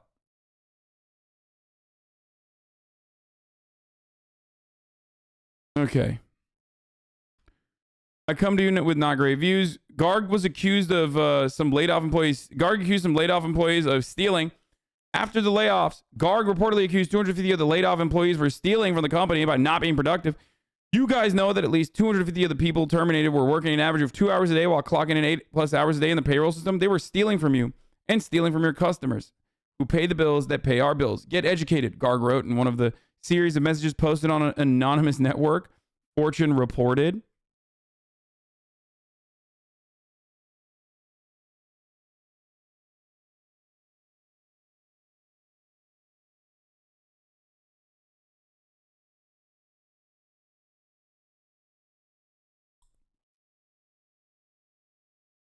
Not long after the layoffs, Garg also held a live stream town hall meeting for the rest of the company and laid out his vision for a better 2.0 that would have a leaner, meaner, hungrier workforce, Insider reports.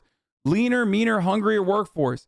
As in, the 900 people that just got laid off, we are going to make the other people that are still here work triply as hard, depending on what the size of their fucking workforce was. It isn't that the money is tied at the digital mortgage company. Add insult to injury here. The day before the layoffs, Better.com actually got an infusion of cash to the tune of $750 million from a blank check company or acquisition form, a corp that we already mentioned. In May, the company announced its plan to go public with a merger with the SPAC. SoftBank subsidiary SB Management Limited would commit to $1.5 billion PIPE investment in the combined company as a part of the transaction. The SPAC and SoftBank recently amended their agreement to give Better.com half the amount before the deal closes.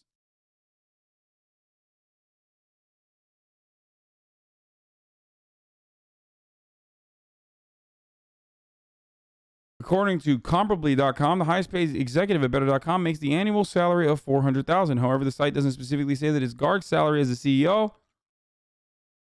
Daily Beast reports that Garg received a holiday bonus of $25 million last year. Nice.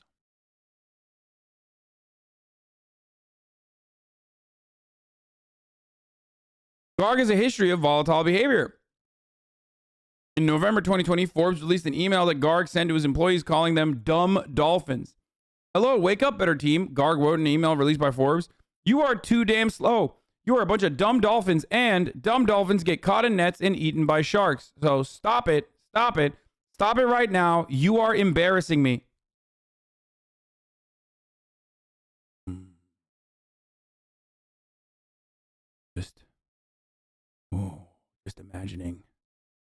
Just imagining what happens in China.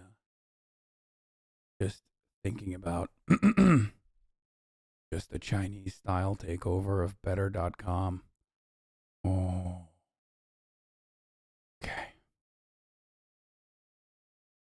Every time I read stories like this, now I think about 72 billionaires in China that passed away under mysterious circumstances. 14 of them were directly executed by the government.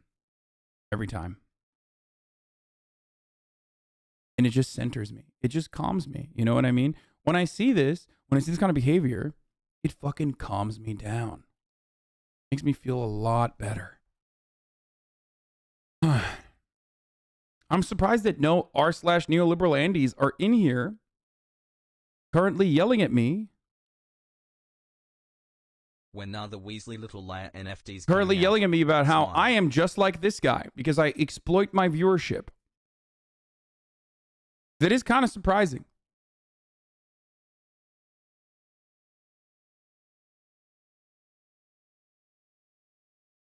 Almost finished I volume think we 1 might have like Capital straight up Lexicon. banned all the fucking weirdo liberals.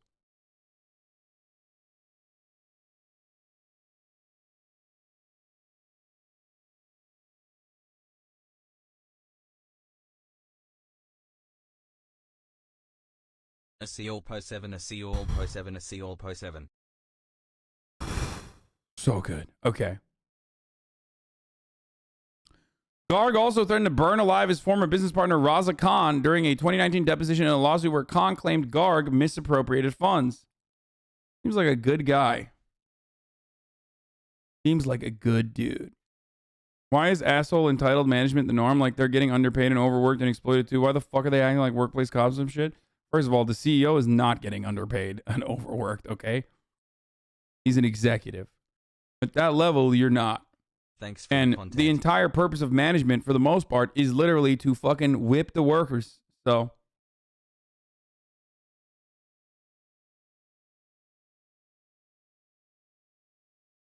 if you think this bad, look at the first line of this article.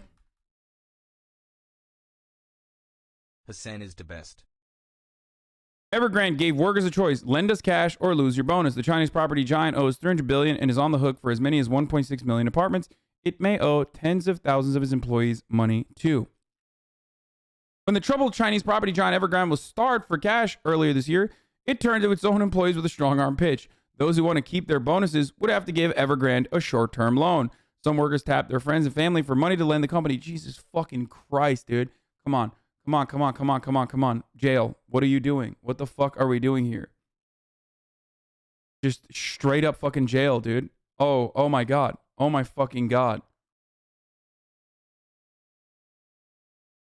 What happened to the Evergrande CEO now, actually? Let's see. What is China doing to the Evergrande CEO?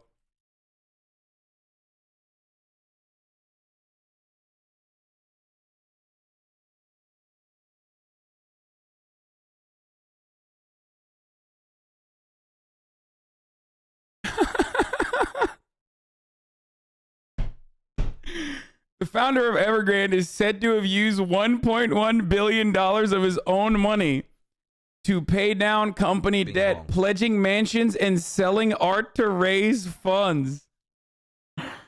Oh! Is this our future? Fuck no, dude. Unfortunately not. Can you imagine a world in which a company... First of all, the American government literally operates in a way where there are companies that are too big to fail. And in order to maintain market stability, they will literally do everything they can to subsidize companies that make these sorts of fucking decisions. Okay? And to ensure that, like, there's some kind of bailout. In America, okay, when a company makes bad decisions or, like, is over leveraged, okay, and is in like $300 million in debt or whatever the fuck, okay? We help that company out by taking your tax dollars and fucking giving it to the company. And then when that bailout happens, those fucking demons, dude, those fucking demons will write themselves off fat fucking bonuses because they did their job. They got the money from the government to save the company. The board is happy. The shareholders are happy. Let's write ourselves a fucking nice little $20 million paycheck here and there. We do that. We literally fucking do that here in America. In China, this motherfucker is selling his underwear. Okay? He's like selling bathwater. Okay? To keep shit going. Evergrande's founder, Hui Kaiyan, has been selling personal assets or pledging them to raise funds. The money has gone towards bond interest and staff salaries and to keep building projects going. A report last month indicated that Chinese authorities told Huey to use his money to pay the company debt. His own money to raise, selling, and pledging assets to keep the company going. Currently, it's just Huey's personally raising money for Evergrande, CBN reported. With $300 billion in liabilities, the real estate giant is the world's most indebted developer. It has managed to pay off several overdue coupons just in time, averting a default that could send the rest of the sector and possibly the rest of the world into crisis.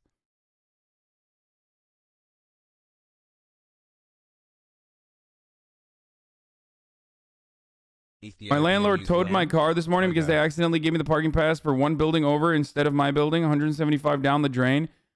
That fucking sucks, dude. That's so disgusting.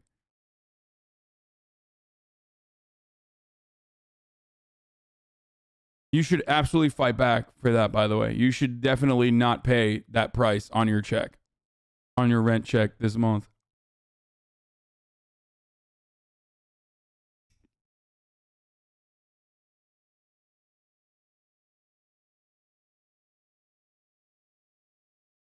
Literally beat the shit out of him? You can't do that, bro.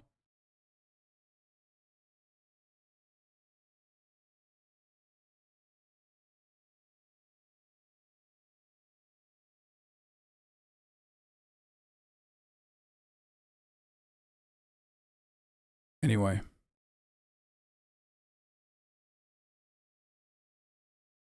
He raised 1.1 billion so far. The outlet did not specify which personal assets we as sold, but reports of the billionaire pledging and disposing assets are rife. Evergrande, meanwhile, is said to have sold two of the company's private jets for more than 50 million last month.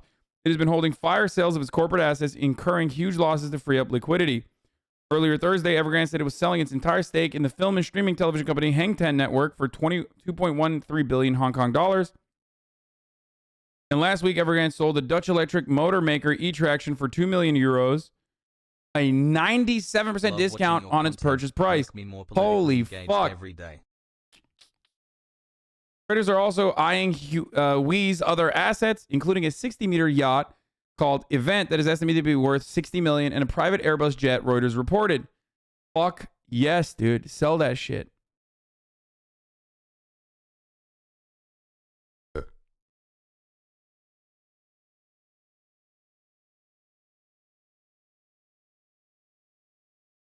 His net worth went, because he's in danger of defaulting, his net worth went from Hassle. His net worth went down to 11.1 billion from 27.7 billion. While his company is now 300 billion in debt, Hui has made 5.3 billion in dividends over the last 4 years. Oh.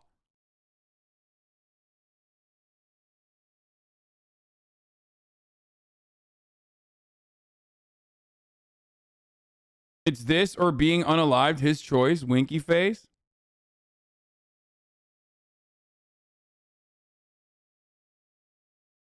Can you remind China, chat, that China sucks still? It's going to be real hard. Man, it's going to be real hard to fucking, explain how much China sucks after watching this, dude. I mean...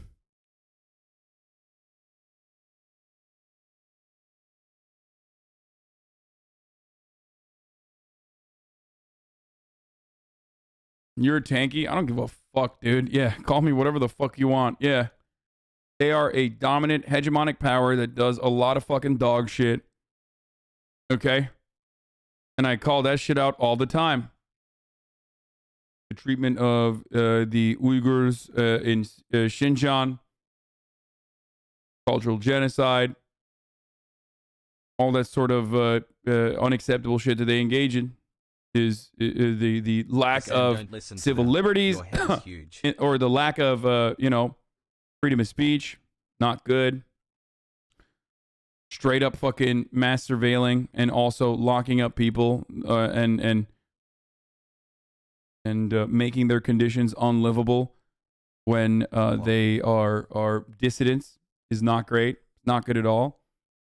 Things that I talk about regularly. Having said that, though, hard for you to fucking tell me that this is not fucking dope. Okay? Sorry. Go ahead.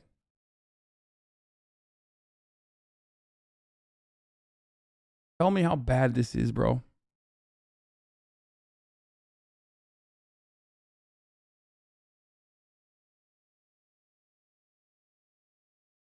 Yeah. You missed the news cycle when the Premier Xi was cracking down on the edtech sector. Chris was here, so I was following it on the finance side. A bunch of billionaires became 10 millionaires overnight. Yeah, it's fucking awesome. Awesome. Anyway, the guy who fired 900 people on Zoom before Christmas has a history of fraud and mismanagement allegations.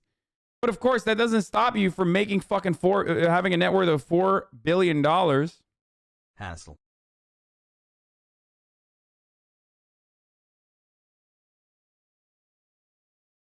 $900 employees on a fucking Zoom call. Yeeted.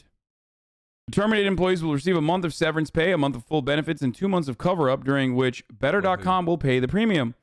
Mr. Garg's decision to fire 900 people just before Christmas was met with swift backlash across social media, including the HasanAbi Twitch broadcast, where everybody, including the neoliberals, were in unison at shitting on him, except for some people.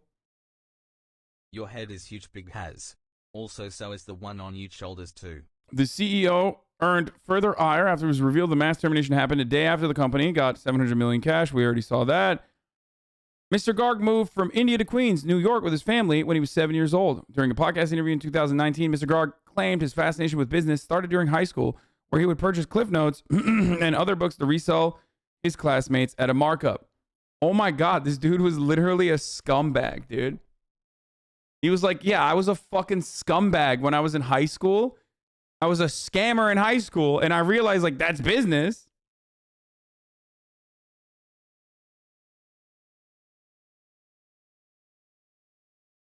He then claims he moved into reselling thrift store clothes on eBay. Oh my God, this is literally a Gary V plot point, dude. This is like the guy who listened to Gary V. Chat, I know and actually did the things that Gary Vee tells you to do. The claim that is almost certainly incorrect is eBay was founded after he left high school. Oh, he's just lying. Before enrolling at NYU, he studied finance and international business. In 2000, Mr. Garg and his high school friend and fellow immigrant Raza Khan began a private student loan company called My Rich Uncle. The site separated itself from other lenders by using algorithms to determine the borrowing terms for interested students.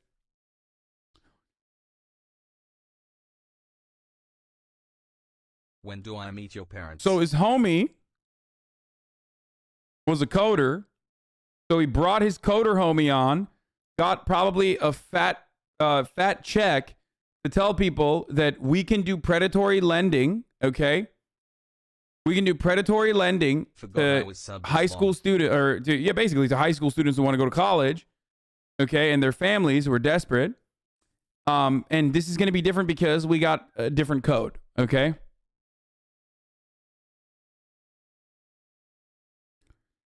The site separated itself from other lenders by using algorithms. By 2007, Mr. Garg had dropped out of NYU and the Paris company had gone public, becoming one of the largest private student loan companies in the U.S. The company was eventually purchased by Merrill Lynch and later by Bank of America. 2 years later, the financial crisis hit, and My Rich Uncle found itself forced into Chapter 7 bankruptcy.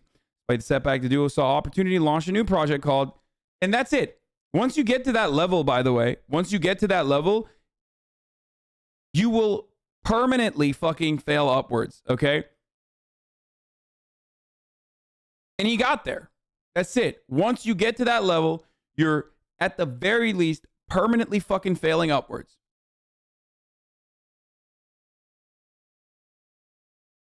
You scam your way to a certain point, and then you can just hold L's until you have $4 billion fucking a $4 billion net worth.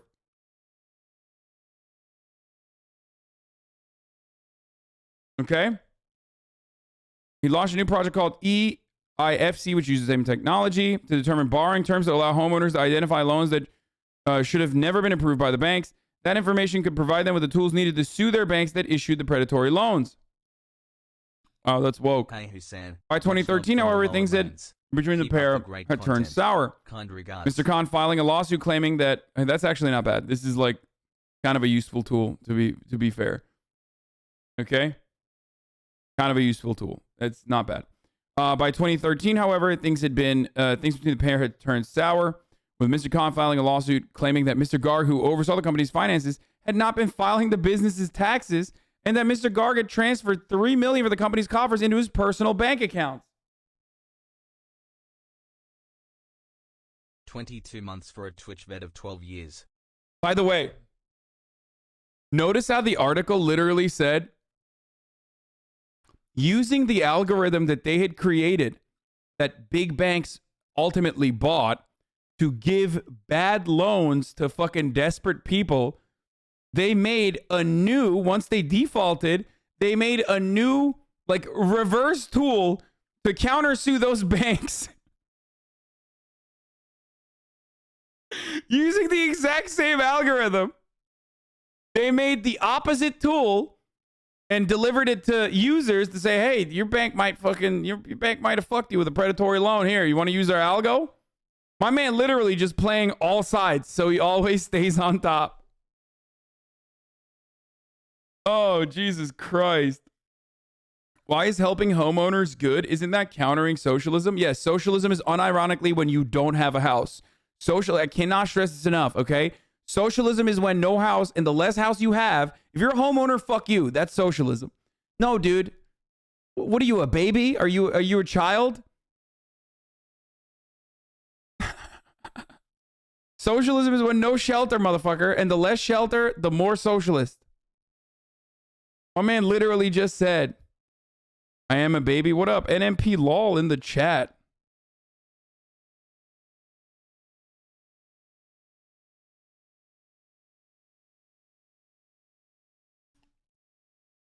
Give that chatter a break. They were born after the 2008 financial crisis. Yeah, sell the poison and the antidote. I mean, that's like when the Sackler family literally started producing like a methadone substitute. You know, after they fucking got everyone addicted to opiates in the form of Oxy. Or no, it wasn't. They do Suboxone and Narcan, don't they? Love you, Gramps. They literally were like, we poisoned everybody and now they're all addicted to fucking heroin and Oxy. And if you die and if you overdose, you can use Narcan to survive. Okay, so we're going to sell that to everybody. And also, we have a methadone style substitute. Or is it Pfizer that does Narcan? Which one was it? They did something. They like literally fucking Okay, hold on. Purdue.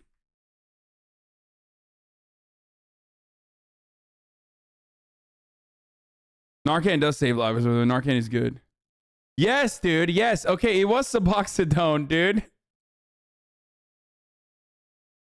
First is sold OxyContin, then pharma company saw market for anti-addiction drugs, suit says. Purdue Pharma literally fucking went after pumping people full of Oxy, lying about it, literally creating a fucking sector of healthcare specifically designed to pump fucking OxyContin. Okay? Not Suboxone, Suboxone. Okay, whatever. I'm sorry.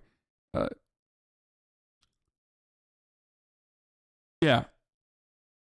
48,000 people are fucking overdosing in 2017 due to opiates. And they were like, well, here's what we got to do, boys. I mean, this story is incredible. Dope Sick is really good. You guys should absolutely watch it if you haven't. You know, Michael Keaton is a G, is a legend. Yeah, they bought. Purdue said in a statement that it was doing due diligence on buying rights to the anti-addiction drug, which was already on the market. They never went into the Suboxone business. And they also considered selling naloxone, a drug that reverses overdoses. So like a type of Narcan. You watch Dope Sick? No, I didn't actually finish it. It's like too heavy, dude. And also it's too like all over the place. I already know the fucking story. I've covered it like a million times over. The Sackler family is just like literally the greatest story to radicalize people into like straight up fucking Maoist third worldists.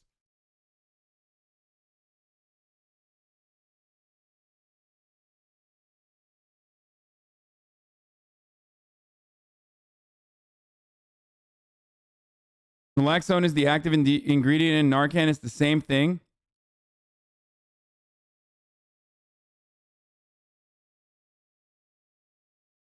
What would be a smoking gun is if there was evidence between a link of the two products. It was a calculated move in what they helped create. Oh, okay. So they never actually ended up getting into the methadone substitute business.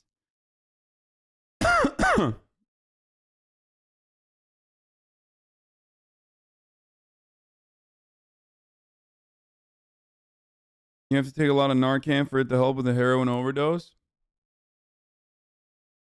Yeah, I have a Narcan as well, for the record. You should always have a Narcan.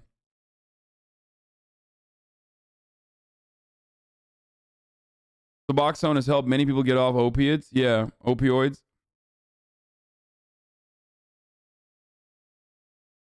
Someone could probably take all the stuff in Dope Stick, cut it into clips, and put it into a real timeline instead of jumping around everywhere, because it definitely does throw people off and disrupts the experience. I agree. Suboxone is literally a miracle drug.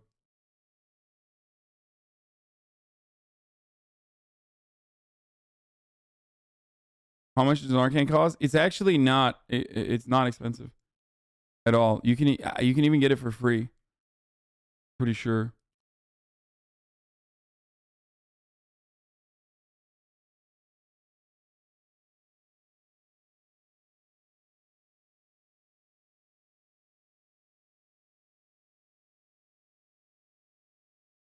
Hey BB.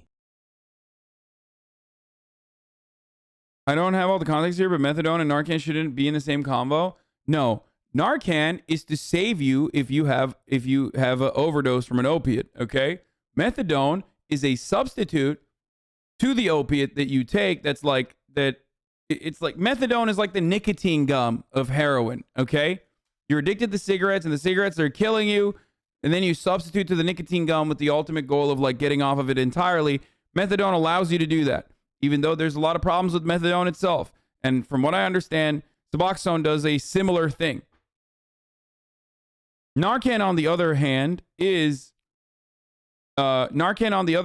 literally a like life-saving tool at a time of an overdose.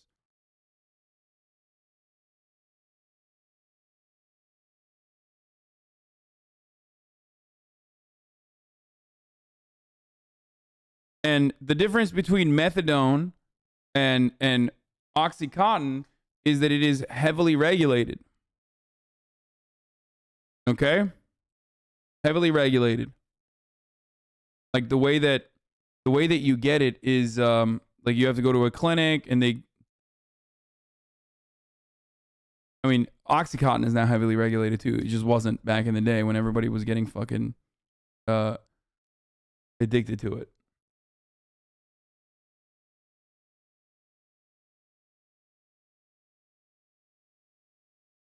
I've been Narcan 3 times in my life before getting clean. It's a painful experience. You go from being high on opiates to full-blown withdrawal all at once, but the stuff kept me alive at my lowest point.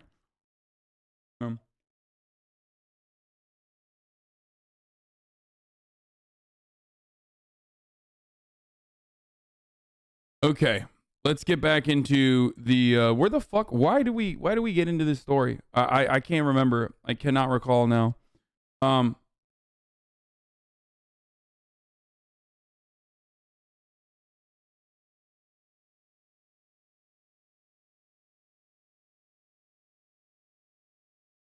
The CEO is firing 900 people. Peepo Pogo. Oh, Sacklers selling poison and the cure like this guy. Thank you, Chatter, for reminding me. So, yes, what Sackler is doing is exactly what this guy is doing. Playing both sides and selling both the poison and the cure. Well, the Sacklers technically didn't end up selling the cure, or it's not even a real fucking cure, but whatever. Okay. So he transferred $3 million from the company's coffers into his personal bank account. The relationship between Mr. Garg and his former employer or former friend became uglier, with Mr. Garg claiming that Mr. Khan stole $400,000, an allegation Mr. Khan has denied, and resulting in a deposition during which Mr. Garg threatened to staple Mr. Khan against a fucking wall and burn him alive. Mr. Garg later apologized for the comment, but since has called Mr. Khan a total charlatan who used to be my best friend. Okay, but we know Garg is not the motherfucker who did the coding. He doesn't know shit about the coding. All he knows is scams. He's literally calling. He's calling his homie, who is responsible for him having even a fucking company to begin with, because of the algo that he fucking built, a charlatan. Seems kind of fucked up, dude. Yeah, he said burn him alive. That's some powerful rhetoric, dude. You know? This guy knows what's up. This guy knows what the fuck is up, dude.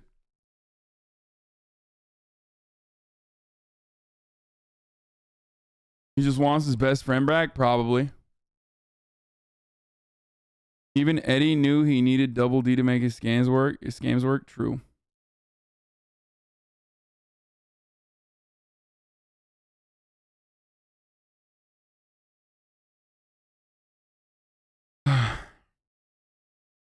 Okay.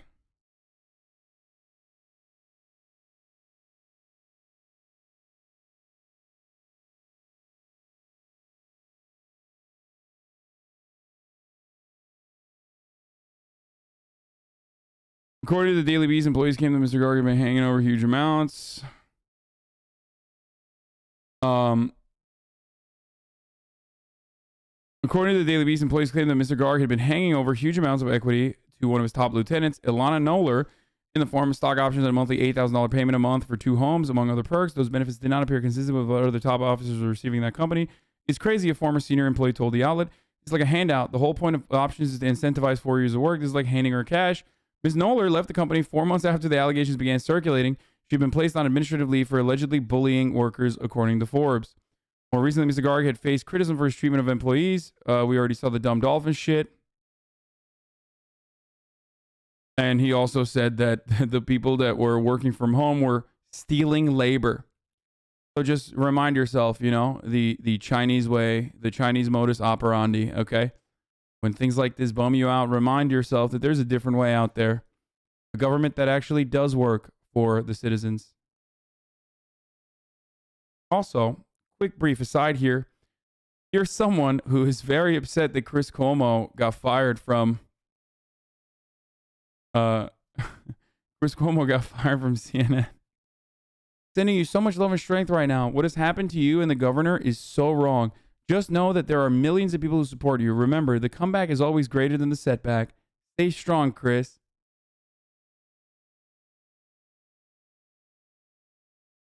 What the fuck? Oh.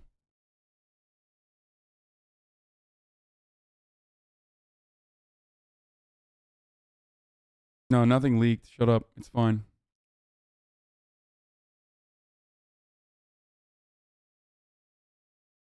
Anyway.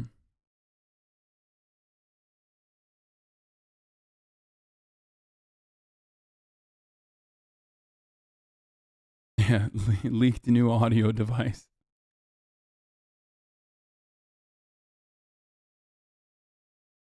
Yay, smile.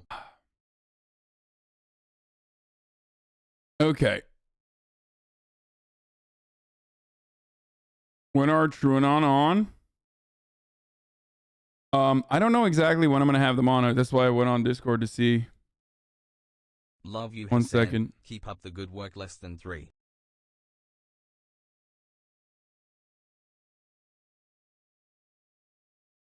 One second.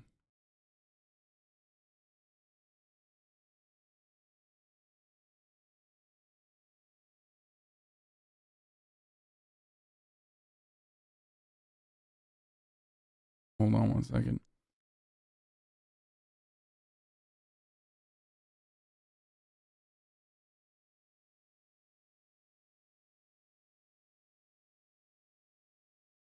Okay. Dead chat? Yeah, chat is so dead. Tucker Carlson joins Hasan's side. Is this actually NSFW? Take a look. Let's fucking pre-scan this real quick. Do a quick pre-scanner. Wait, no, dude, there's like a fucking James Field moment here. I can't watch this. Okay.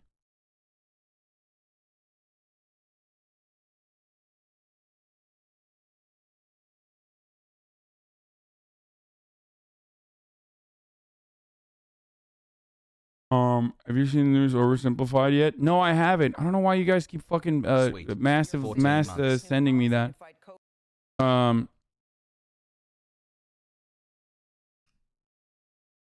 Okay. New York City mandates, folks. I got to pee real quick. Okay. New York City vaccine employer mandates. Private employers. COVID that could set an example for other cities in a move that he calls a preemptive strike. Mayor Bill de Blasio has announced that all private sector workers in this city should have at least one dose of a COVID vaccine by December 27th. And that's less than 3 weeks from now. 60% of all U.S. citizens are now fully vaccinated, but the cases, we're sorry to say, are still rising, mostly in those who do not have the shot. Nikki Batiste is here with more on New York City's new rules. Nikki, good to see you. Good morning. Gail, good morning. Mayor de Blasio says he made the first in the nation move to help curb a spike in cases brought on by Omicron in the winter months. He says he will explain how the new mandate will be enforced and any consequences for any private sector workers who refuse a vaccine on December 15th. We need to take very bold action, aggressive action to address these new threats. New York City Mayor Bill de Blasio announced the new mandate for private employers Monday, impacting about 184,000 businesses. There is no testing alternative, but those working remotely will not be required to get the shot. The order also mandates kids as young as 5 to have one dose of the vaccine before they can go inside restaurants and entertainment venues, starting next week. This is how we put health and safety first. This comes as the Biden administration's new travel requirements take effect for those flying back to the U.S. They must test negative for COVID within 24 hours of their flight. While the Delta variant makes up the vast majority of the more than 100,000 new daily COVID cases in the U.S., the Omicron variant is spreading rapidly. As many as 20 states have confirmed at least one case in the last few days. In Louisiana, at least 17 COVID cases were discovered on a Norwegian cruise line ship that returned to port Sunday. A South African crew member is suspected of testing positive for the Omicron variant. Passengers, all of whom were fully vaccinated, say they had no clue. We were tested on Saturday, but we didn't know anything about any kind of outbreak on board ship. We heard when we got to port and had cell phone service and saw the news. Early data shows those with the Omicron variant have mild symptoms, but so much is still unknown. We'll see how the Omicron variant accelerates in the coming weeks. Dr. Peter Hota says the focus needs to remain on vaccinations. We still have too many people who are either unvaccinated or under-vaccinated, and that's a killer. A Norwegian cruise line spokesperson told us the health and safety of its guests and crew are its highest priority. Dr. Hota says he believes that COVID vaccines will likely offer some protection against the Omicron variant, but he says we'll know more in the days and weeks ahead as we get more data. Nate. Nikki, thank you. New York City Mayor Bill de Blasio's announcement of a new vaccine mandate for private sector employees caught some businesses by surprise. The mandate requires 184,000 businesses to have all of their workers vaccinated starting December 27th. That's just days before New York's next mayor, Eric Adams, is set to take office. Joining me now is New York City's Mayor Bill de Blasio. Mr. Mayor, thanks so much for being with us. We say it caught businesses by surprise. The New York Times has a quote from Catherine Weil, the president of the business group Partnership for New York City. She says, "We were blindsided. There was no forewarning, no discussion." So I could sub again. Why the surprise? I am almost I don't think anyone should be surprised about what was. Symptoms are already Drip showing, change, such as baby. Staying up till 4 a.m. to watch That's a your drip streams. change. I'm wearing that fucking Lily Pichu. Okay, that Supreme Drop Lily Pichu fit. You know what I'm talking about? You ain't got this. You don't have it, dude. I'm fucking dripped out the wazoo. Okay? I'm sheeshing.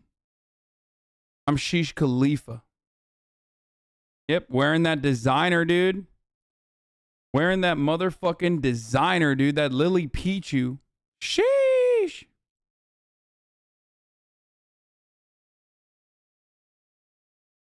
I stole this, dude, straight up. Went to the offline TV. Went to the OTV pop-up shop. Xi Jinping. Yeah, Xi Jinping is right.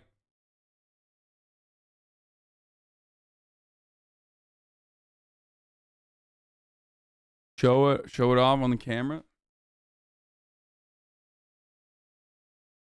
What's up?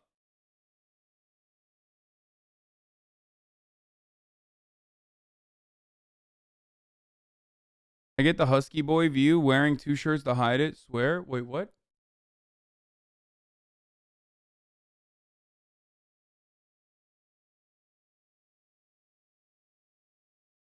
You're 30, my man? I mean, I'm making a joke, dude.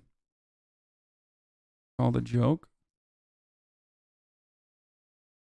Florida imposed 100x safe dosage of ivermectin kids aged 40 to 65. What is that take?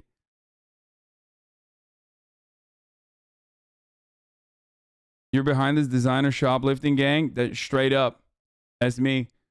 That's what I was doing, dude. Running around doing some fucking devious licks. Doing some devious designer licks. At the offline TV pop-up. We're seeing with the Omicron variant, with the extraordinary growth of cases that we're experiencing in this city and all over this country. Look at a country like Germany right now. Shutdowns, restrictions, we cannot let that happen. So we had to take decisive action. And look, this Omicron variant moves fast. We have to move faster. That's why we did this. It doesn't take long to call a business association. We've talked to business leaders for months about the reality of the Delta variant and the whole reality of COVID. You know what they tell us? One, when the government acts, it makes it easier for them to act. They like to see the government lead the way. We did that with our own public employees, our own public schools. We proved it works. And then what we also heard from business leaders is whatever you do, don't let us go back to shutdown. Don't let us go backwards. This is a preemptive strike. This is to get ahead of something that's now threatening us in a new way. You had the winter weather, you had the holiday gatherings, now Omicron. I mean, we're getting a lot of warnings here. We better be aggressive. How will you enforce this? You know what? We have a great model because we already did this with restaurants, with indoor entertainment, with fitness in this city. Over months, we've been doing this. We had a requirement, customers and employees. And you know what? We've heard from business owners and customers. They feel safer.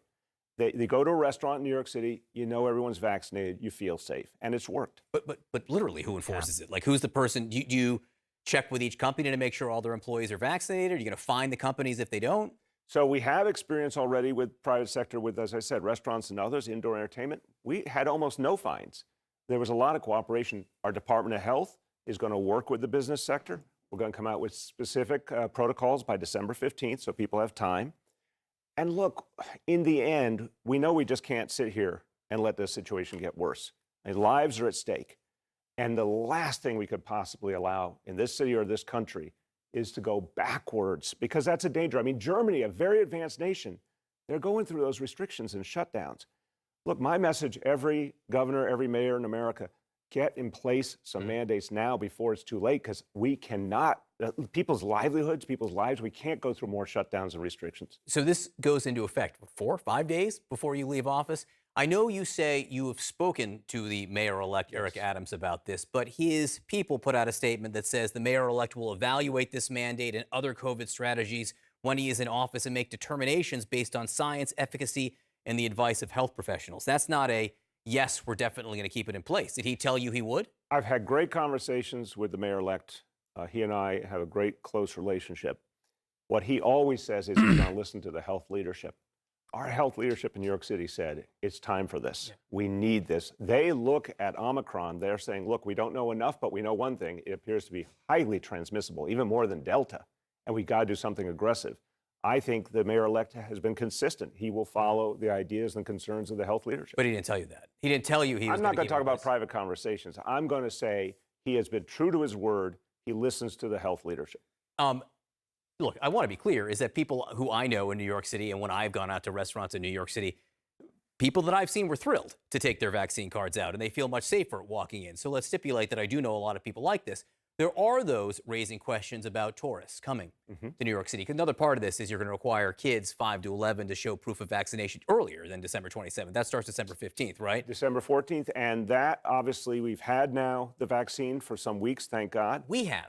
But what about tourists coming in? What are you going to Funny how you're getting a recourses from CNN when you're a communist. Bro, what the fuck is a recourses? I don't even know what you mean by this. Like, I don't know what you're trying to say. You mean like resources? Are you trying to say like get your news? Is that what you're trying to say? All right, fuck this. This sucks. Okay, here it is. Kyle Rittenhouse on some fucking like conservative podcast. I kind of want to watch other parts of this conservative podcast, but this is the part where it's like Kyle Rittenhouse was on. He's doing a media tour finally. Okay, let's get to the fucking juicy shit. The real news.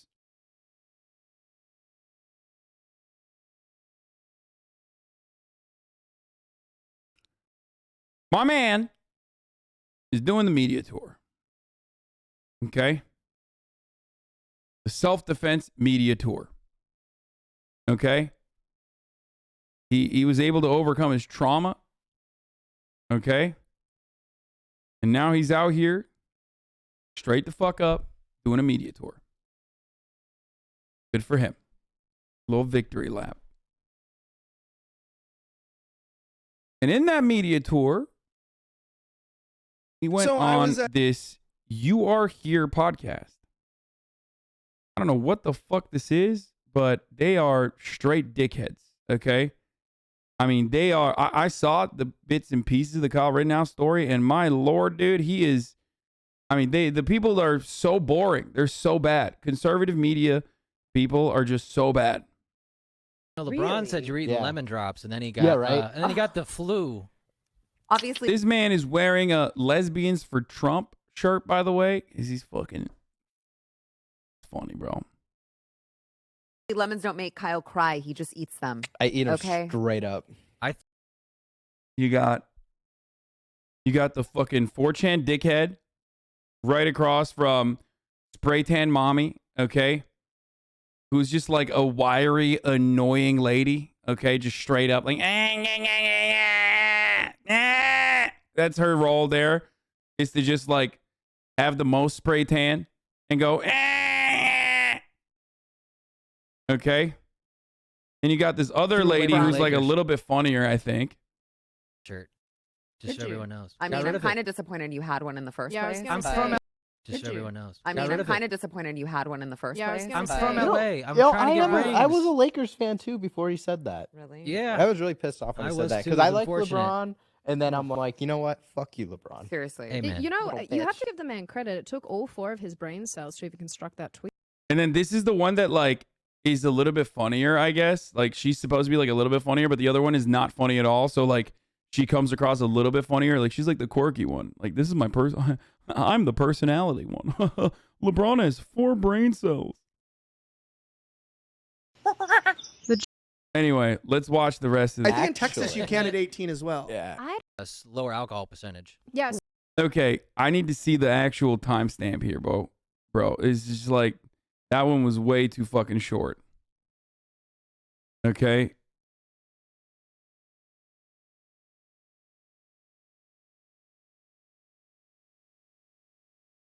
A lot of people who would pay a shit ton of What, money. like an autographed jersey? Yeah, well, but that it's would a thing feel where really. it's that like an feels event. tacky. Just let him do it. It's his gun. Let him do with it what he I wants. think it's more like it's like an event for a lot of people because I think you've touched so many people, and it's really interesting. Oh my God. Is she Canadian? Is that fucking Canadian, dude? So many people? Because a lot of mums. Oh, Australian. Oh, no. Oh, no. She's Australian. Oh, no. Feel this like kindredness with Kyle where they're like, if my kid was going through this would honestly have destroyed me. Yeah. And so I feel like it's not to be tacky. I don't think people would buy it to be like, oh, this is Kyle Rittenhouse's gun. I think it's like a commemorative thing where they're like, the Second Amendment got smashed to pieces by these dicks. But I just mean, and this shit went out. No, as the person, it would feel tacky. We're just having it. Wait, fucking. I need to know the background of these fucking dipshits, okay? Sarah Gonzalez, Unfiltered. Twitter saying Sarah Gonzalez. She's a Blaze TV host. You got Kyle Rittenhouse. The baby is almost here. The brain Damn, the other ones don't even have like. Check out FD Signifier's video on YouTube called Break Bread. He talks about you kind of indirectly. I don't know what this is. I don't care. It's like an hour long, bro. I can't watch an hour long video. get destroyed. I think that's the best thing, and that's what I want to do with Sell it. for $10 million. Do what I want. Fair call. I'm not invested in the selling of the I know. Hey, gun. someone comes in, $20 million. Isn't this guy is the Elijah Schaefer guy, right? Is that him? Dude, I don't know anything about these motherfuckers, dude. It's Sidney Woodson. Time for a I'm conservative and serious I've chat. had enough. I love that. Yeah, that. He's talking shit. You got to make a diss track.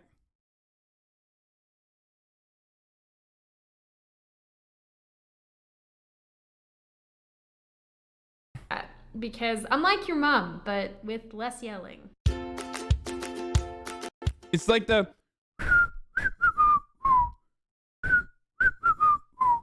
The copyright free fucking happy music. I love that. Hi, my name is Sydney. Welcome back to my channel. I Hey, honestly Hassie, don't even it's know that where to time of start, the month. so let's This just community do has this. helped me Simply through so put, much, I'm and that is angry. making my chronic Angrier pain than right I've now a been little maybe easier to ever deal with. about all the Offliners and political oak noise buddy that frogs goes has on buff. around the world. And I'm not just angry. If I'm being totally honest, I'm starting to despise the radical left not only as an Germany ideology, deserved Cologne but as New Year's people. Eve. I remember her now. I think she trash talked about you in one of her vids. Nice. Love that. Why does she have a sex worker emblem? Yeah, I don't know. Is she a sex worker? It says SW on the bottom. And it's not somewhere that I ever wanted to be, but I guess here I am and they've pushed me here. I already hated the media and I already distrusted politicians, but now I've basically hit the wall on anyone. Wait, what the fuck happened to her chest? What is that? What's the background on what the fuck's going on there? Also. What? Does she have like a Dick Cheney style? It's a dermal, dude. What's a dermal?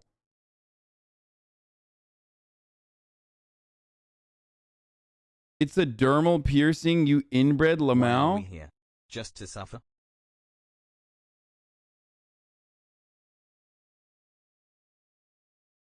I don't understand it. Forcing any left-wing political viewpoint down my throat. For all intents and purposes, I've had enough. When I first involved myself in politics back in early 2018, I was resentful of the left and their narratives. I found them really annoying. Oh, this is the chick that got fucking Nick Fuentes on her podcast. The Nazi, the Hispanic Nazi Nick Fuentes, the white supremacist, the Hispanic white supremacist Nazi Nick Fuentes went on her podcast, which is like really fucking insane. Like, why the fuck would you do that?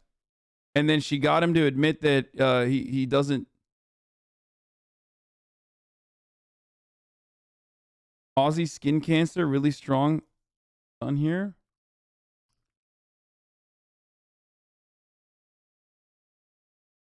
It's a hick piercing. She said Muslims raped her. Wait, what?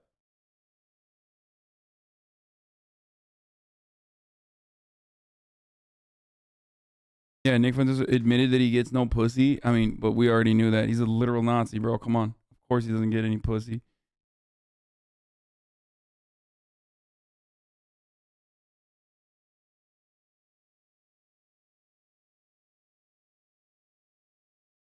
Here, this is the video. I dare say, from my understanding of many of your viewpoints, you also promote like the way of interacting with women. And I go, have you been in a relationship with a woman? No. So how are you telling other people how to behave towards women when you yourself have not had any actual physical, interaction with them in a romantic capacity, or in fact, in any capacity? I mean, I dare say, from my understanding. Just straight up.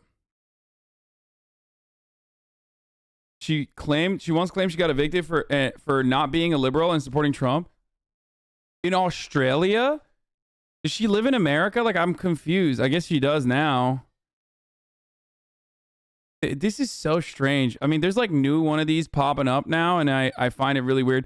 Anyway, this fucking dude is like this dude is like the guy who was on the fucking Patriot Prayer. Patriot Prayer thing, right? Or not Patriot Prayer, but like he's like He's like a Andy No, but he's white Andy No, basically. This dude, right? Is that who he is? Elijah, whatever the fuck. She did apologia for the Christchurch shooting. What is happening in Christchurch is so wrong, but before I see any of this as a result of anti-immigration sentiments, I'll counter that this is the result of politicians making people feel unheard and marginalized. You push some people far enough, they snap. What the fuck? Oh my God.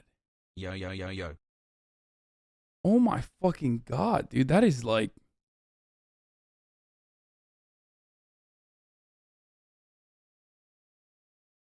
Look at the full clip and his explanation. I mean, I dare say, from my understanding of many of your viewpoints, you also promote like the way of interacting with women. And I go, have you been in a relationship with a woman? No. So how are you telling other people how Thank you. Why we are victorious. to behave towards women when you yourself have not had any actual physical, interaction with them in a romantic capacity, or in fact in any capacity where you uphold them in a way that treats them with respect. I mean, if you're out here arguing that women are basically half the value of, well, I'm not going to put words in your mouth, in fact, because that's not right.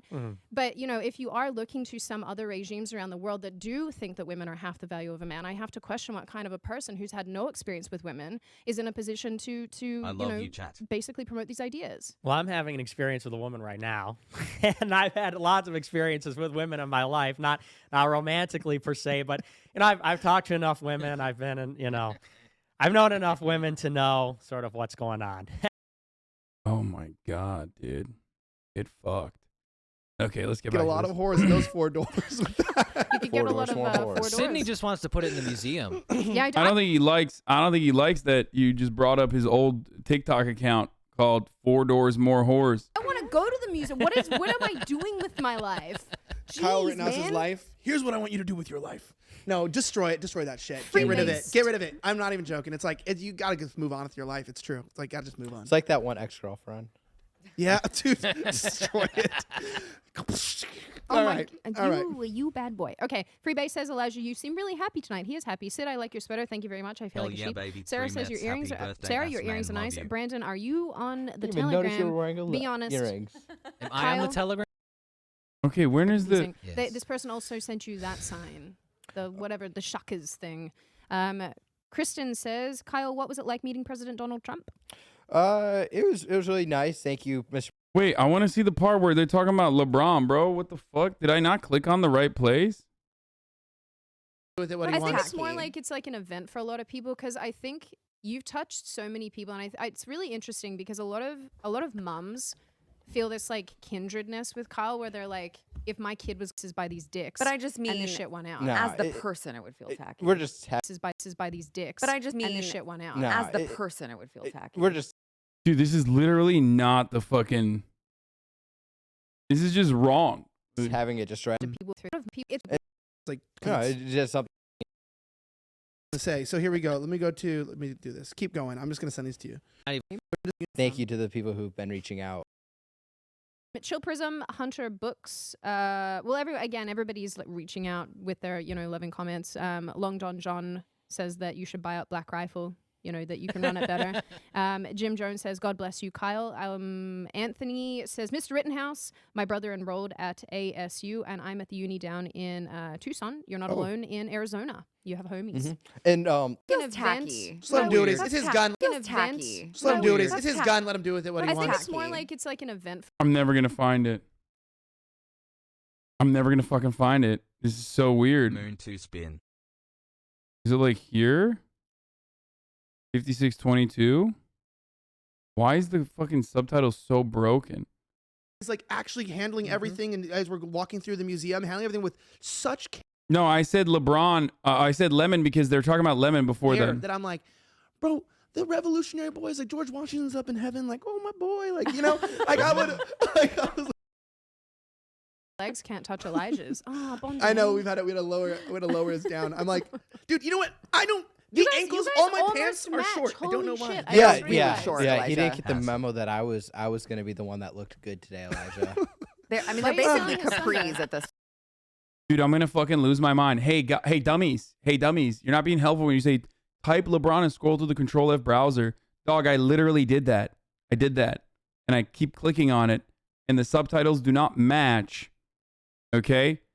The subtitles literally do not fucking match the actual video. I just did it in front of your fucking eyes. Now everybody's just like making up random time slots. Okay? The transcript is clearly out of sync. That's why I can't find it. No fucking way. What is this? Kyle Rittenhouse? I'm not even fucking... I know what's in the second part of this. Yeah, of course, dude. That's not no fucking way. That's the most... You know, it's the most expected. Clicking doesn't work, but it's at 112. I doubt it's at 112, dude. Came across, ladies and gentlemen, from the Midwest, 4 doors more whores. Welcome to the show for the first time. Hey Elijah, how's it going? It's going good. I'm so happy. Emojis. Carson. Cool thing about lemons, I'll eat lemon straight up. It's really good. Well, there it is. Ron said you're eating lemon drops, and then he got and then he got the flu. Obviously, lemons don't make Kyle cry. He just eats them. I eat them straight up. I threw away my Lakers shirt. Just so everyone knows. I mean, I'm kind of disappointed you had one in the first place. I'm from LA. I'm trying to get rings. I was a Lakers fan too before he said that. Really? Yeah. I was really pissed off when he said that because I like LeBron, and then I'm like, you know what? Fuck you, LeBron. Seriously. Amen. So, homie, it doesn't seem to be really sad. Okay. You know, you have to. He seems to be doing a fucking celebration tour over here. He's literally just like, reveling in the glory of his W. Doesn't seem like he just feels sad at all. Now he's talking about like, fuck you, LeBron. It took all 4 of his brain cells to even construct that tweet. LeBron had said he has a lemon head, which I thought was really funny. Well, he had to run it by China first. Well, that's true, and then they promised. Oh, that's what I was gonna. This is what I wanted to talk about. So, I love this because like they're like, I love looking at conservatives try to craft a joke. Okay, this is literally the reason why I wanted to find the timestamp, because it's like, he had to run it by China, right? Right? That's so good. And credit, it took all 4 of his brain cells to even construct that tweet.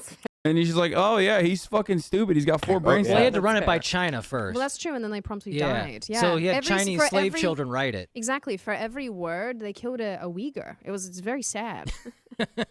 I don't know what this emoji is. Carson. Cool thing about Taco Damn, thank you for the 10 gifted subs. Allowing 10 people to no longer see the ads at the top of the fucking hour, boys. That's right. Because it's top of the fucking hour. Every hour is time for a 60-second ad break. You already know.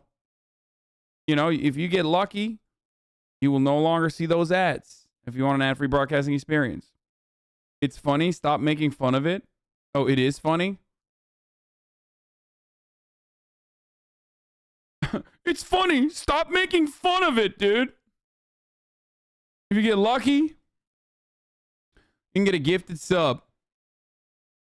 Okay? Like from Pancake Liquor 69 or Null and Void. If you're not lucky, you got to make your own luck. $5 subscription. That's simple. Okay? That way, you no longer see the ads. If you don't have $5, then use the Twitch Prime.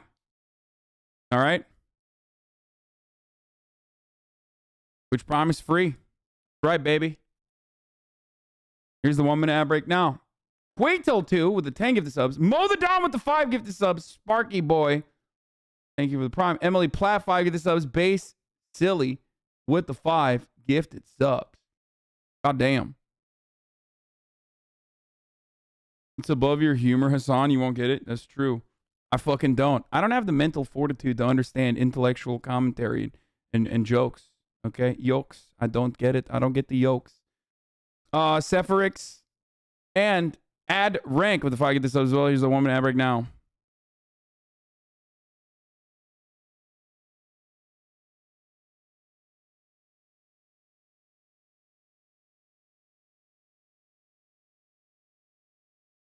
just kidding. All right. Our Bracewell says, "Yo, Kenosha Blowing kid." hose, blowing hose. Dude, I love how people in the chat take everything like so seriously too. Where it's like, I'm like, yeah, I'm gonna get him more whores, and the chat's like, this is not Christian. That's not. I guess as if I'm gonna go hire prostitutes. For You're like, I don't have that much money. They don't know what You you do are. that off camera, Elijah. in Colombia, drinking the Diet Coke. The diet, only the diet. Only the diet. Our Bracewell says, "Yo, Kenosha kid, you did nothing wrong, and anyone would have done the same in your situation. The reporters there and people like Crowder got your."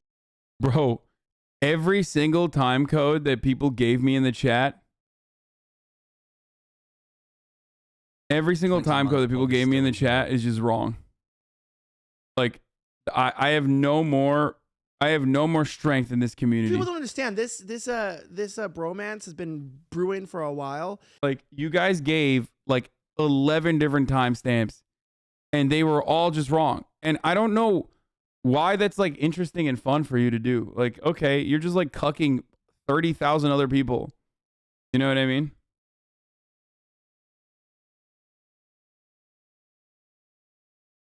It's just so strange. And actually, he's an SOB, slightly offensive backer. And we backed you too. I got you some shirts. There you go. It's like, we said 1:12 and you thought it was 1 minute, 12 seconds. I did that already, and I'm at 1 hour and 12 minutes, and it's still not working. Anyway, we're done with this. Okay, I don't give a fuck. I literally don't care anymore. The 1:37:12. Okay, this is the last one I'm gonna try. Okay. If it's not that, I'm just shutting off the stream straight up. On? Yeah, this is okay. So Carter sent you a lemon, I think. I don't know. If There it is. Okay, it is. Oh, thank you, Weeby. Threw away my Brawny. Lakers shirt. Just Did so you? everyone knows. I Got mean, rid I'm of kind it. Before you said that. really. Yeah. Seriously. Hey, man. You know, Little you have bitch. to give the man credit. It took all 4 of his brain cells to even construct that tweet. Literally, thank you, Weeby. Good chatter. Okay, I'm becoming more pro China. The more Weeby is a stream saver, the more I become pro China. Okay, straight up. Thank you.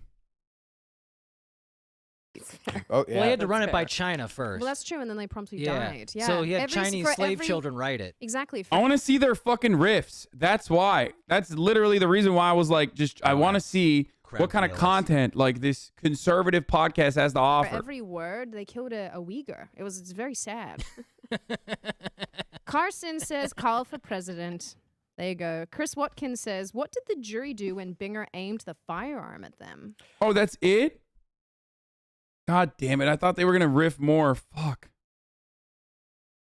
That sucks. God, they're so bad. Okay, let's watch Joe fucking Rogan Joe Rogan. experience. But anyway, but yeah, no, the thing with Biden. I just want to briefly, before we get into this, I want to start off by stating that Matt Taibbi used to be one of my favorite fucking journalists.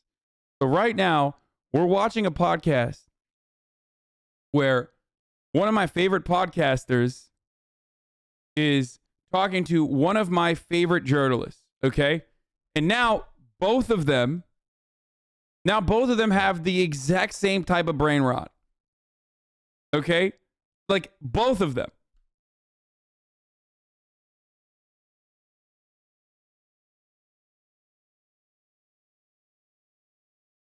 Like I'm a big Taibbi head, okay? I used to be a fucking Tarfu Report watcher, okay?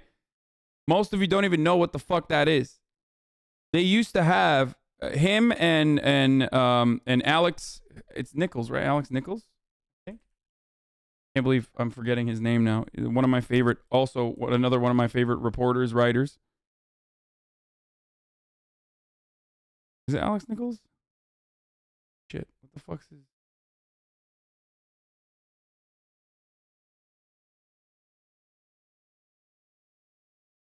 Oh, Alex Perrine. It's not Alex Nichols, it's Perrine.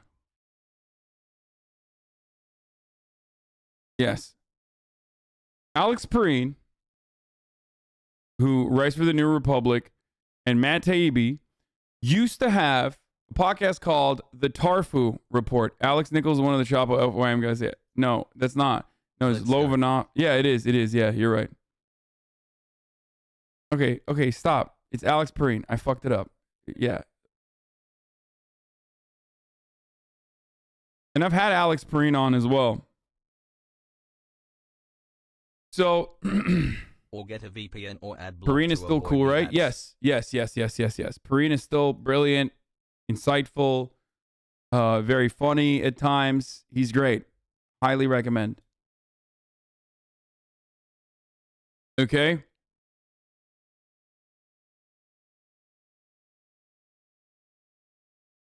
Matt Taibbi, on the other hand, went the Substack route and then turned into a dude who, like, is most famous for writing the Tentacle Rolling Stones, like the pivotal Rolling Stones article about how Goldman Sachs has its tentacles and everything is like a tentacle monster. Okay, he was really good at covering, you know, the financial crimes. Matt Taibbi was. And he then turned full-blown, like, he went full-blown, like, whenever there's a fucking SJW out there, I will cover it non-stop, okay? One of the best metaphors to describe their financial predation. Yes. Okay, let's watch. Talking about, you know, how white supremacy is the biggest threat. It's clearly, there's clearly something deeply wrong with this country, that there clearly is domestic white terrorism. There's no question that, that it exists. But they've become really, really loose with that term. Like, the Rittenhouse case was a classic example for me, right, of how you have to be more careful about that. Like, they were calling him a white supremacist on the first day. The president called him a white supremacist. The president called him, like, just on the level of libel. Yeah. We used to be afraid to do that, right? Like, you would have to have something that allowed you to say that this guy was a white supremacist before you put that on the air or in print, because you'd be afraid of being sued. You'd be the end of your career. Yeah. And all they really had were some vague cultural markers, right? Like, would I tell my kid to pick up an AR-15 and go to a protest? Absolutely not. Yeah, he has huge vocal fry. I know. Shut the fuck up, okay? Stop crying about it. Not, but you know, as a journalist, I can't call him that unless I have something more. You know? There was the difference between calling it a protest and the air of fear and chaos that was prevalent when that whole thing went down. This was post the George Floyd riots, and everything was crazy. In Los Angeles, they were lighting cop cars on fire. There were pallets of bricks that are mysteriously dropped off at protest sites, and windows were smashed through Beverly Hills. They had an early curfew. People have quick memories. They have short memories, and they forget how fucking crazy it was. Like, right after that George Floyd protest, or right after George Floyd's murder, when everybody was chaotic, like the country was in a state of chaos, that's when that happened. Right. So this kid was asked by, I think they had a used car lot. By the way, have you ever seen the guys who... Bro, what? Like, listen, motherfuckers. Oh my God, dude. Like, there's something deeply fucked within the American mind that, like, all their fucking synapses fire the very moment that, like, a storefront window sill is broken, okay? It's like property damage creates an air of chaos and unrest, okay? Certainly.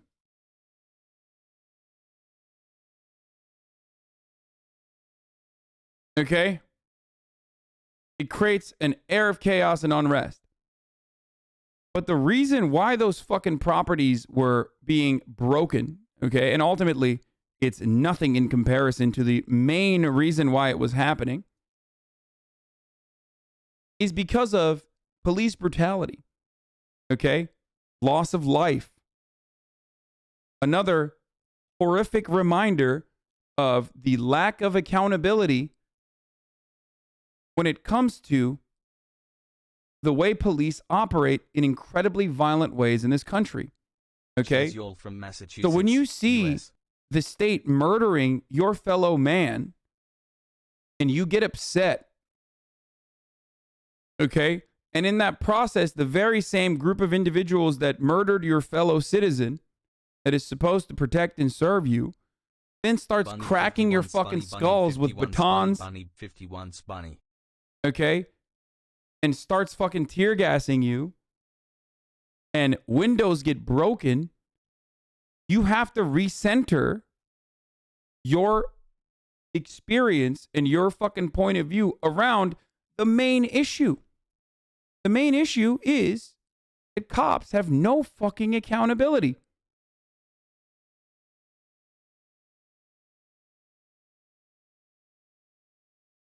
Okay?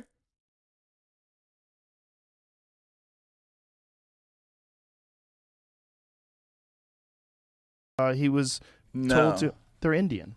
I think they're Indian. I think if this is accurate, I got another. No, it's because people are stupid and want to steal shit. Brothers happen at night. Riders are opportunists at night. It's not true. Not a single fucking person.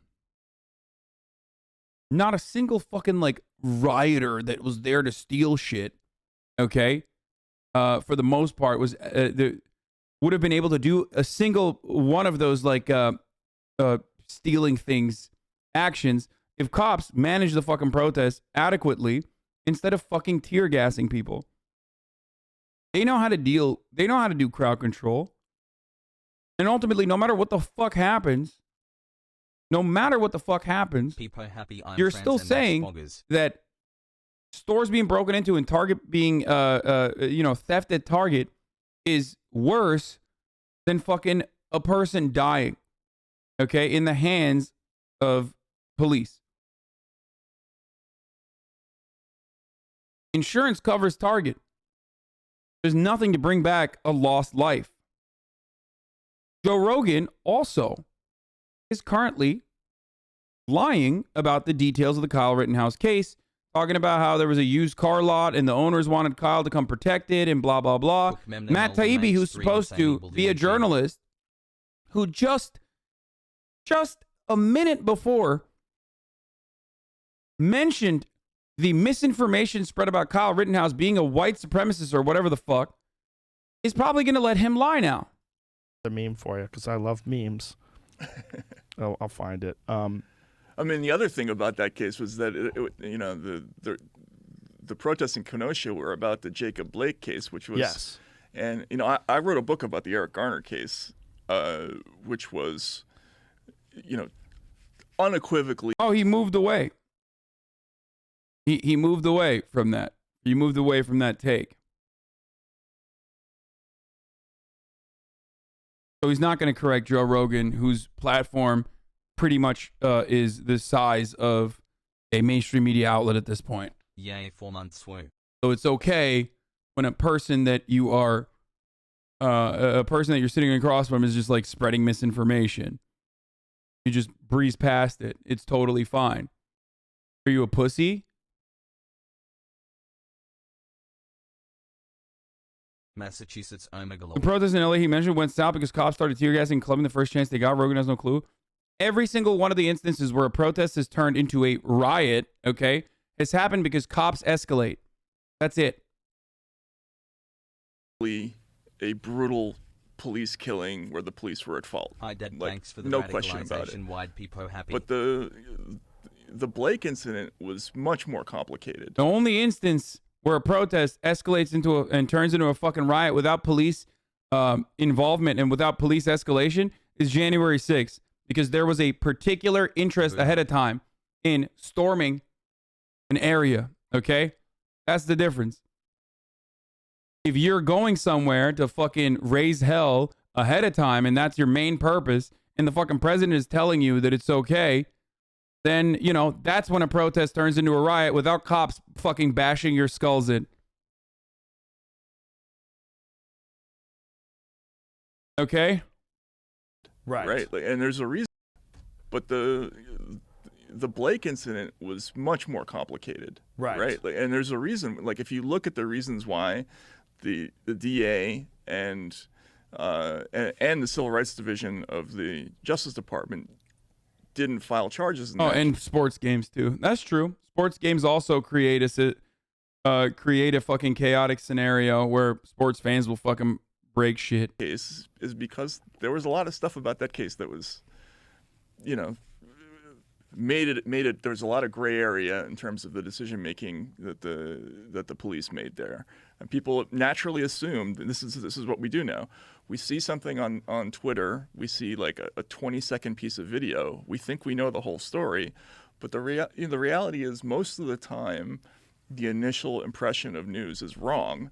At least somewhere. There's usually some kind of error built in, and that's why we need the next 2 and 3 days and months to sort out exactly what happened. And in that case, you know, we just didn't. There were a lot of ambiguities that just got turned instantaneously into a narrative that you know, that was really unfortunate. There's also a friend. The workers get compensated when the business they work at burns down and they have no job. Where are these motherfuckers coming from, dude? To be fair, a lot of people lost their jobs because business burned down under capitalism. That is basically your life. Why are you making up a guy in your fucking head? Yeah, the businesses burned down when their fucking window still broke. How many fucking businesses burned down, dumbass? You're literally just like making shit up. You've been in here for 6 fucking months and you're just like, oh my God, so many fucking businesses burned down. The totality of the fucking destruction that they could point to was like not even a fucking $1 billion, dude. What the fuck do you mean? There's like 1 or 2 fucking businesses, dude. This is like the neoliberal version of your fucking hog parents being like, cities are on fire. Okay? That is literally the hog version of that. You're doing the hog version of the entire, you're doing like the lighter version of like, entire cities were on fire. Hey, why aren't cities on fire now?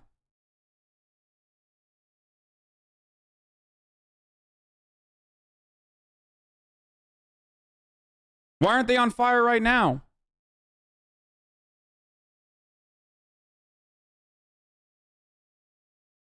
Turns out it doesn't fucking, you know, it doesn't happen all the time. It happens when there's a straw that breaks the camel's back.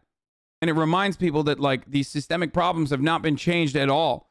When you see a horrific loss of life in the hands of the state.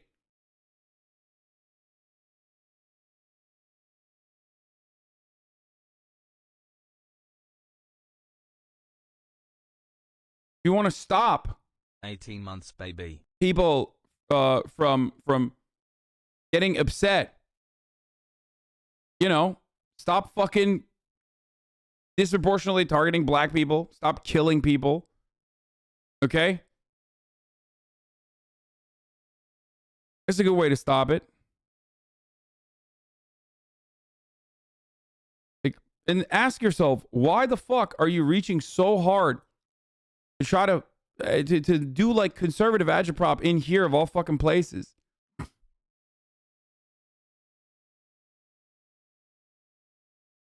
It doesn't make any sense to just like literally narrowly hyper focus on the impact of the riots, not what the cause of the riots were. Okay? And that is the conservative framing of this conversation. Oh man, I can't believe people got upset to this degree. There must be a different reason. I can't believe people got upset to this degree. I am far removed from, seeing the negative consequences of police brutality because of maybe my racial background or because of, my financial situation of my family and myself. So I don't see it. So why are people that mad? Maybe it's because they want to steal money. Maybe it's because they are selfish and lazy and can't get a job. Maybe there's some other reasons why shit's popping off. Rioting hasn't led to any systemic change here, unfortunately. I think it normally hurts the cause in developed nations like this. Yeah, dude. That's why, rioting has never worked throughout American history, famously. I've read 0 history books. And even in contemporary Western liberal capitalist countries, rioting has never led to, active change. For example, in France, I don't even, Just don't even, I don't even think about that. America's the only country. No, rioting or nothing changes here in America because the American government doesn't give a shit about you. Okay? No, I mean, these riots, bro, what systemic change occurred? That's not what I'm talking about. That's not the part of your statement that I disagreed with. The statement that I disagreed with was the second thing that you said. I think it normally hurts the cause in a developed nation like this. You're wrong. Notice how I didn't fucking mention the first part? Yeah, there was no legislation. There was no systemic change as a consequence of the Black Lives Matter movement. You're right on that.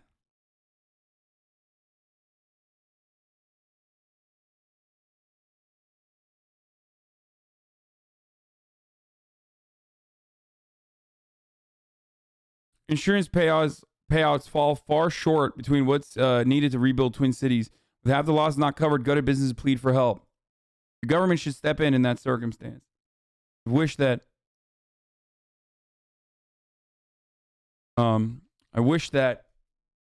that insurance companies weren't like scumbags in this situation.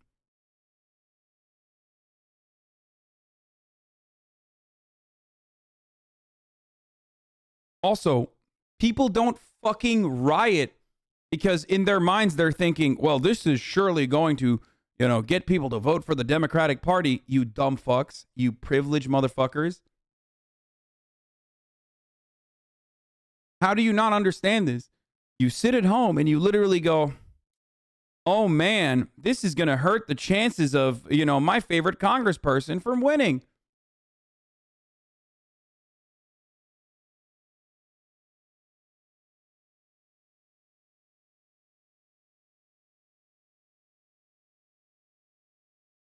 You be sitting at home too, like all day? Yeah, except I have the good takes and you have the wrong and bad takes, and that's the difference.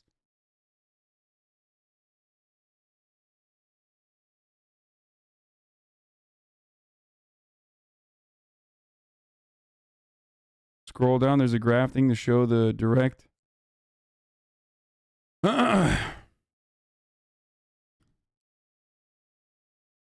Insurers slow to pay claims. Just 20% of all riot-related insurance claims have been paid so far. Yeah, what happened, motherfuckers? I thought you guys cared about the property damage so much. Why don't I ever hear about you assholes crying about the fucking insurance companies that these people have paid into, not actually delivering adequate payout? I wonder if there's other particular reason why you just hyper-focus on the riot side. The riots.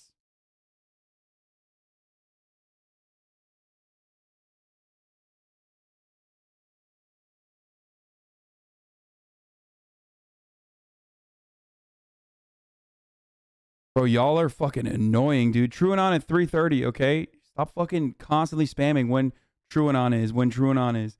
3:30, okay? 3 motherfucking 30. Jesus Christ.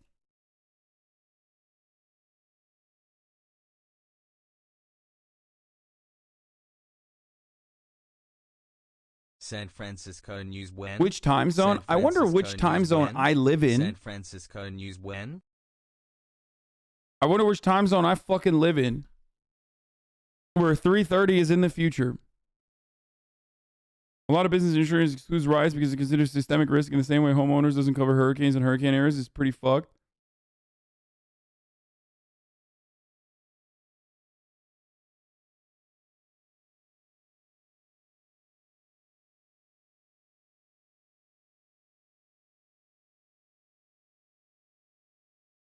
Shallow understanding from people of goodwill is more frustrating than absolute misunderstanding from people of ill will. Yeah.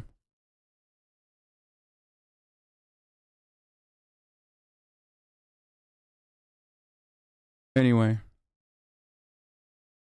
We've talked about this a million times over, boys. At this point, it's like really frustrating and really annoying to constantly harp back at like these cities are on fire and people are rioting and looting. A minority of the people protesting were rioting for the sake of rioting, stealing, breaking shit, whatever, and not because they personally felt frustration. We can acknowledge that without totally discounting BLM, in my opinion. People were rioting because of how fucking frustrated they were, so what? Is that really worse than cops specifically mag dumping black people? Yeah, but people can't fucking comprehend that. And they need to desperately hyper focus on like one fucking crusty boy who wanted to go buck wild and point to that guy and be like, this vilifies the entire fucking literal grassroots movement that happened at the international level. Okay? And that's incredibly annoying to me, especially when considering that, like, on the one hand, you have loss of life, which is being protested. Okay? And then on the other hand, you have fucking property, we have window sills that got broken. Okay?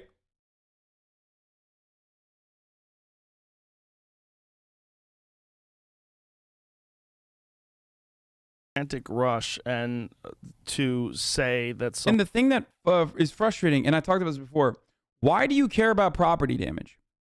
You care about property damage because it ties back to a human being, okay? It ties back to the livelihood of a human being. So when you break someone's property or when you break someone's window sills, okay, you're harming that person's well-being, okay? So you're hurting someone. You're at the end, you're hurting a human, okay? That's why you're upset. So remember, okay, having your shit fucked with is still significantly better overall than being murdered by a cop, and then that cop gets away with it in most instances. Someone was racist or a white supremacist, and there was a narrative that was rewarded. Pull this meme that I just sent you. This is why I sent it. I have a whole meme folder on my iPhone that I just can't wait to use. So he wanted to protect a business owned by these guys. I don't know if they're Middle Eastern or Indian or what they were. Like, those guys straight up said on the record that they never fucking hired Kyle, okay, because he's underage and they would be liable. It's really fucking stupid that he's just like continuing with this meta. Let's see if Matt Taibbi, the journalist, turns around and I don't know, dunks on Joe Rogan's let's go. Dunks on fucking Joe Rogan's meme folder here. Jesus Christ, dude. My man is such a boomer, he's a fucking meme folder. It says shoots these guys and shoots 3 white guys. Right. Worst yeah, white exactly. supremacist ever. Not only that, but one of the guys that he shot was a repeat offender child rapist. Right. The guy in the middle. I mean, he raped multiple children. Mentally ill. I mean, yeah, literally it's just one of the worst crimes you could imagine. Oh, yeah, that's just, so, okay, got it. So it was premeditated murder, got it. Okay. Completely irrelevant to the conversation, but go on. Again, what Joe Rogan is doing here, and I know a lot of people can't comprehend this because, you know, Kyle Rittenhouse is not a cop. He's young, and he's an internet shit poster. So for a lot of fucking pasty little shitters in the chat, they are closer to Kyle Rittenhouse than they are to like some fucking Thumbelina ass cop who goes and murders a black person, right? So you have a lot more empathy for someone like Kyle, okay? So let me just like fucking recenter your brain for a second here. This is the exact same kind of argument that chuds and hogs make when cops kill people, okay? It's the exact same argument that it's like, oh yeah, well this person's background is a fucking is bad. The whole point is that doesn't matter. It's insignificant. He's shooting and killing people randomly.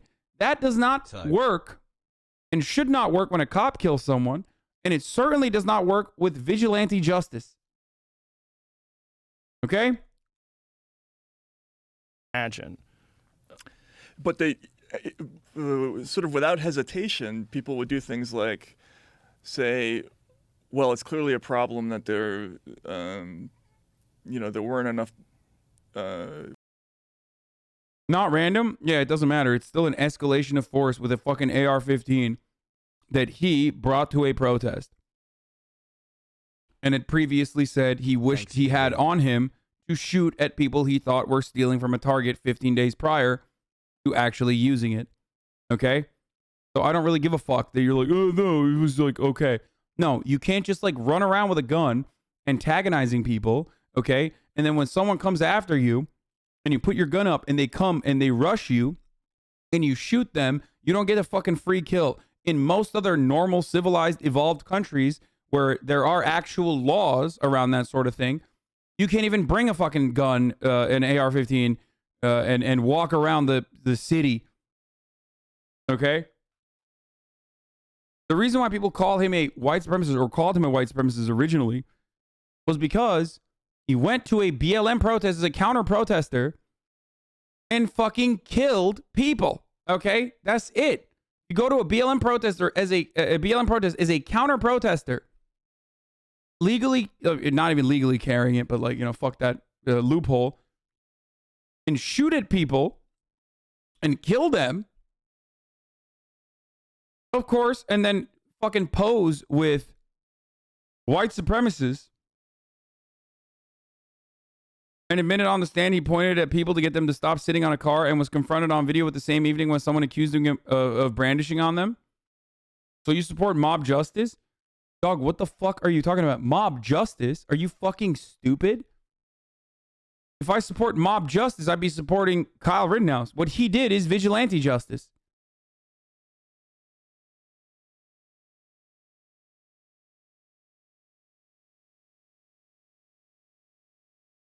It wasn't mob justice that someone tried to fucking stop him because they thought he was an active shooter. That wasn't mob justice. That was courage. It was bravery. And in a role reversal, you would fucking recognize that. You didn't even watch the trial. Uncle Cenk has gotten to him. Full-on culture warrior now. Property damage has nothing to do with the trial. The trial was around something very specific, and all you're doing is talking around that and anything but about it. You didn't even watch the trial. Are you talking to me or Cenk? Or fucking Joe Rogan? You dumb, brain-dead idiot. I'm responding to what Joe Rogan is bringing up. Why are you so fucking stupid? Full-on culture warrior now? 17-month subscriber. What the fuck, dude? Who are you talking to? What are you saying right now? Do you not have the fucking processing power to understand that I'm like directly responding to whatever the fuck Joe Rogan is presenting here?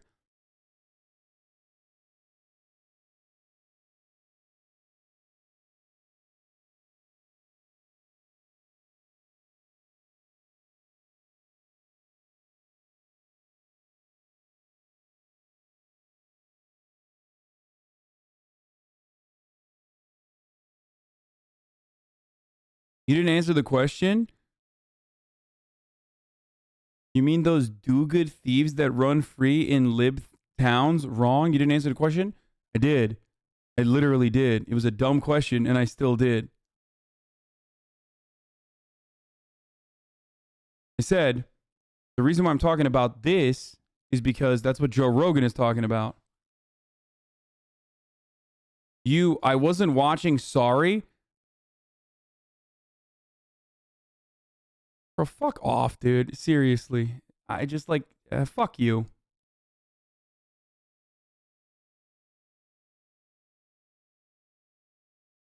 I'm 12/17th Oh, man. to the 17-month brain rot. Hassle. 17-month fucking dumbass subscriber. 17 months of support. And he's coming in here and he's just like, dude, I wasn't even watching. I just felt like fucking just, you know, saying some idiotic bullshit in the chat. Get fucked.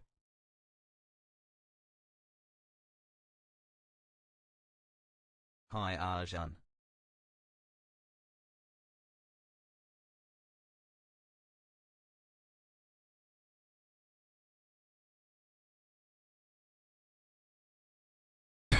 He's saying that you're behaving like your uncle now. Guess it might also be a jab at how ancient you are now, being 30 with a fucked back and all. You're the dumbass? Okay. You know you're a pathetic little worm that I will never remember for the rest of my life, right? Like, I already forgot what your username was. Like, it just briefly... I know that this is an opportunity for you to feel... The rot. Pepe hands. Really fucking good about yourself, because for the first time in your life, the fear that everyone around you despises you and thinks you're a fucking sniveling little cowardly worm, that your friends and family completely fucking hate you, and you're right about that, by the way, that goes away for a brief moment, because in front of 30,000 people, the guy that you're watching that you despise briefly notices you. That's worse than Stan behavior. At least Stans are like, hey, I like this guy. Okay? significantly worse.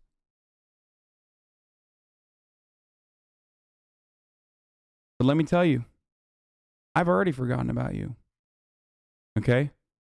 And when that high wears off, that you got a noti from your king, from the one who has so much power over your every fucking moment in your life. Okay? When that high wears off, you're going to go back to your pathetic little fucking hole. True? Your life didn't get any better. Literally just bullying viewers, fucking power trip. Hasan, very mature, using his fame to bully viewers. Okay?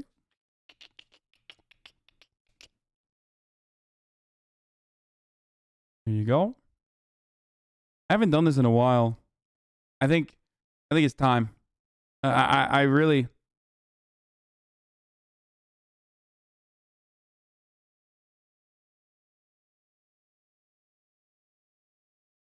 Gotta clean up a little bit, you know? Little haircut to the chat.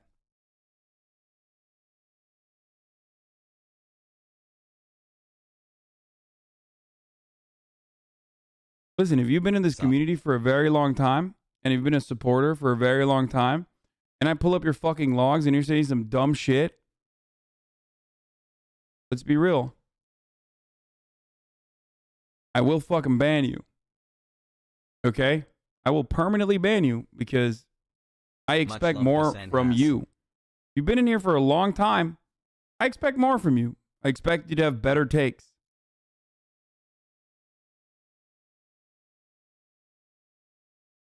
And yes, I am a dictator. 100%. That's the way that we... Clean up. That is absolutely the way that, you know, we keep the chat going in as safe as a manner as possible. And it's a good fucking community. Means you have not learned a damn thing. Yeah, exactly. A damn thing. A damn thing. Pay $42.50 for that bad take, lol. Yep.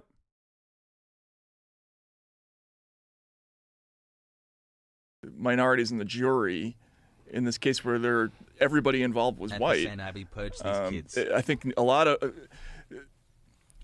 the news consumers were just sort of led to believe certain things just by the way that, by implication. They didn't always identify whether the people who got shot were white or black or anything. They would just sort of say they were shot.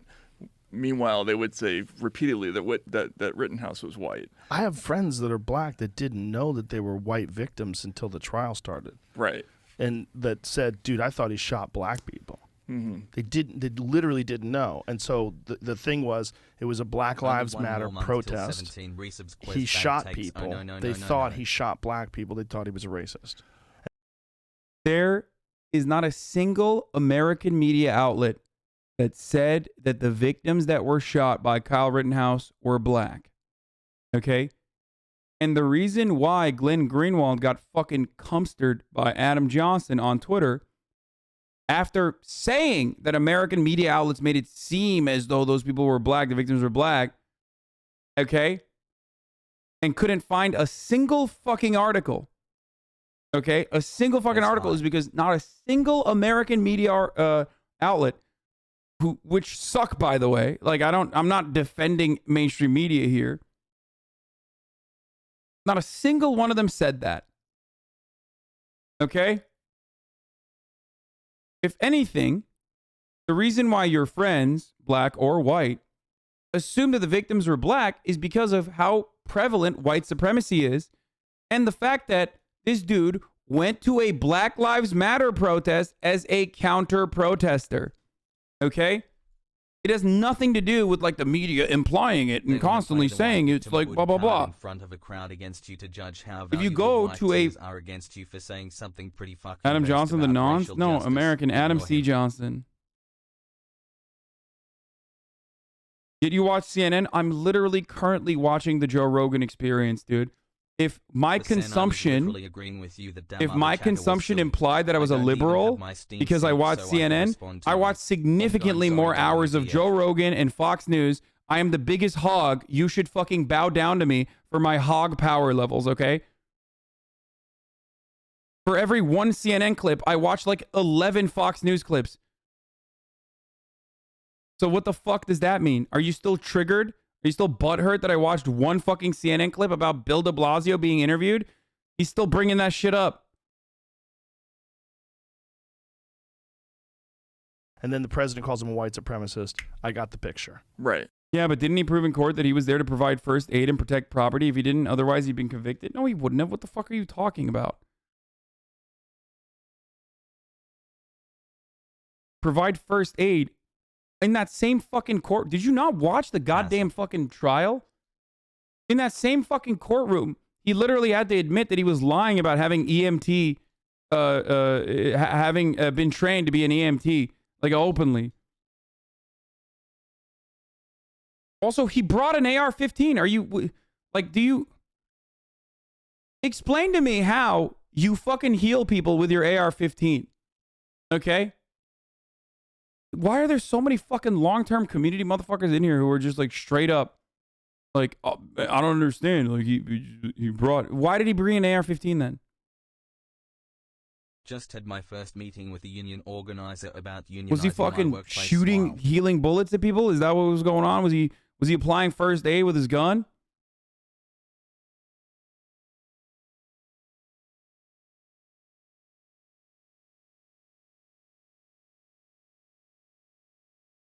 Heal them from the sadness that life brings. Yeah. Right. And you can see how that can happen. Yes. If you're just picking up, you know, the newspaper or you're watching CNN and they're just neglecting to leave out certain details. The problem with the fucking Rittenhouse case is that, like,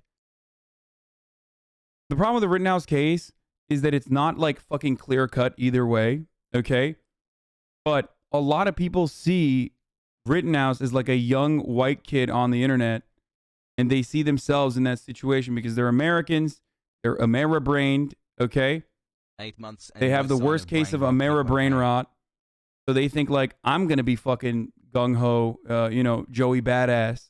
I'm going to be running around one day, you know, stopping a fucking school shooter with my AR-15. You know what I mean? So it plays into it tugs at the heartstrings of Americans who have, like, the worst kind of fucking dumbass brain rot where they think, like, I would like to fucking go to a protest. If I, you know, if I have some convictions, I would like to go to a protest and, like, defend myself in a situation.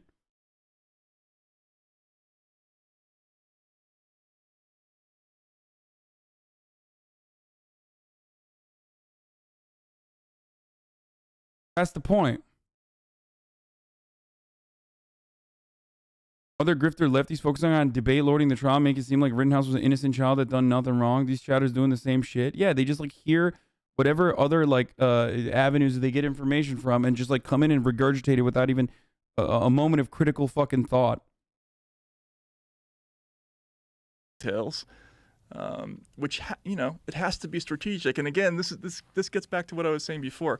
It's not like anybody tells you to do this. Right. You just sort of know that the story is going to sell better or it's going to play better if you highlight certain things, right? And I think that's what happens with, you know, with a lot of the people in this case.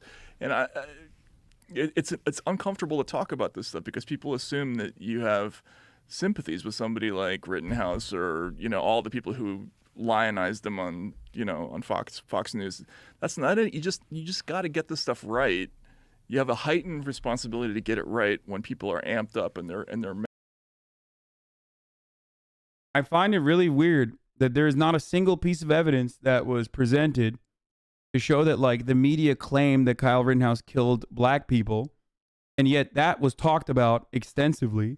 I find it really frustrating that Matt Taibbi is talking about best practices in the media and how fucking journalists are fake and terrible, while literally straight the fuck up not correcting Joe Rogan on a fundamental mistake that he's making about how Kyle was there to legitimately defend public property before we even get to the fact that, like, I'm defending public property does not automatically give you a fucking castle doctrine shield and should never do that. in this country, okay, Hassle. which is ridiculous.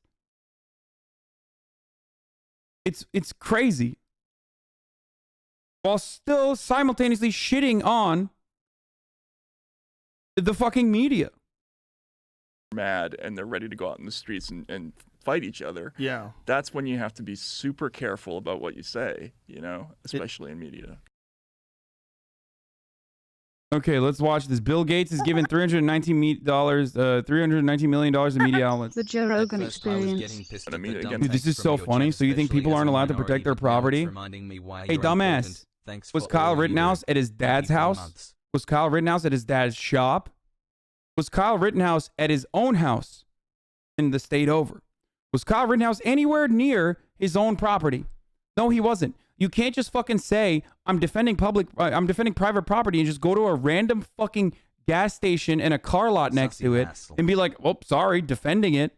Time to fucking murder folks. You can't do that. And in a lot of other countries, you can't even defend your own private property, by the way, for the record. So there's that. In that way, in a violent manner.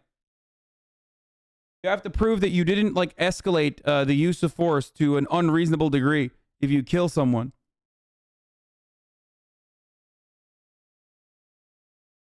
But he did it and was legal, so you can? No, you can't. Kyle can. You kind of can't. Okay, it's situational.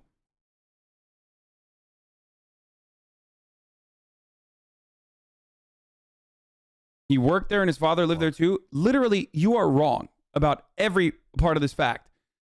His father does live in Kenosha. Why wasn't he at his fucking father's? Why wasn't he at his father's place?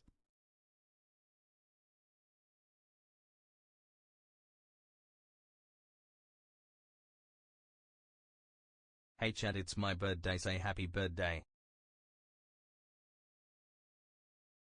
Also, who the fuck was attacking the property? Like, that's the other part. I'm not even talking about it. Like, that's the other issue here is that, like, what was happening to the property that needed to be fucking defended? It was a fucking parking lot, dumbass.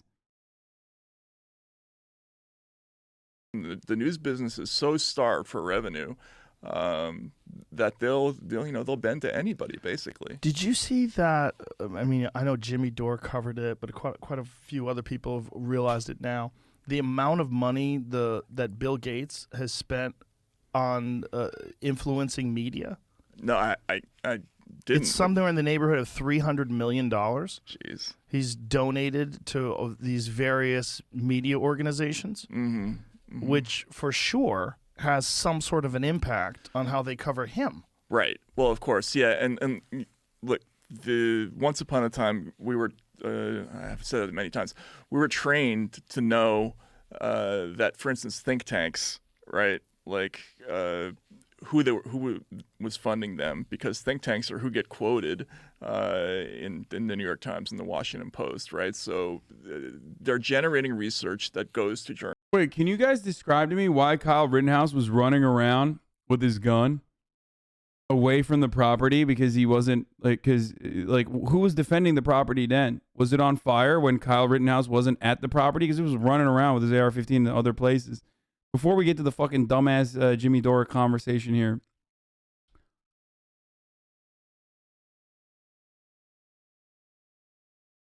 Why was he just like walking around?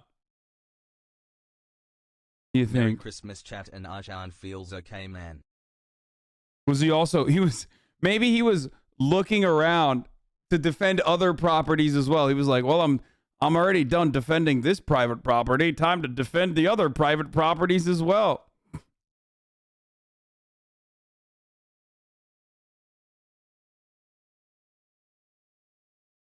All the haters jumping to dump on JD at least know what you're talking about. Or something, but I would like to have socks with. Yeah, I know. So cool. I know what I'm fucking talking about when I dump on Jimmy Dore.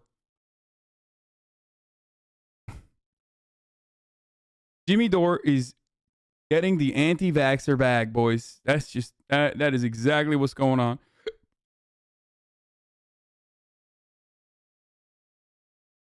Like who was funding them, because think tanks are who get quoted in the New York Times and the Washington Post, right? So they're generating research that goes to journalists, and like sort of surreptitiously that ends up. You're joking about it, but that's literally it. Kyle was floating between car source parking lots. Okay. You're kidding, right? I feel like you're kidding. Because you're saying Army medics don't even carry rifles. Why didn't he try to heal the people he shot? Certified medic. Okay, that's a joke. Okay. For a second, I was just like, holy fuck.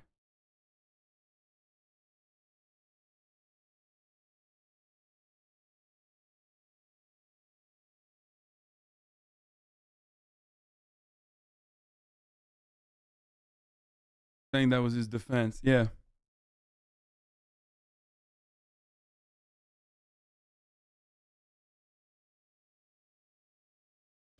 Drove across state lines. He got an AR there to defend the property that wasn't his. Don't forget the video 14 days before where he said he wished he had his AR-15 so he could shoot at people he thought were stealing from CVS. He lied about having EMT training multiple times, and he pointed his gun at people before the actual shooting.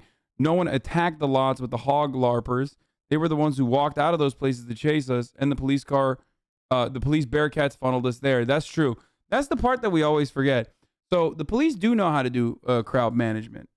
So for the record, they do get trained for crowd control. One of the parts that is often not discussed is the police involvement in this shooting, which is that they purposely pushed. They knew exactly where the fucking dudes with the guns were, and they purposely pushed the BLM protesters towards the dudes with the guns.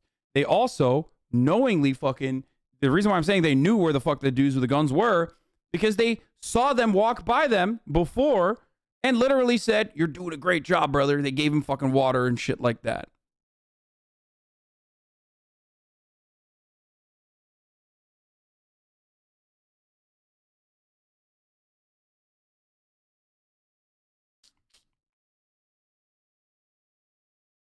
The leader of the police group said he was in contact with the police, and they said that they were going to push the protesters there for us to handle.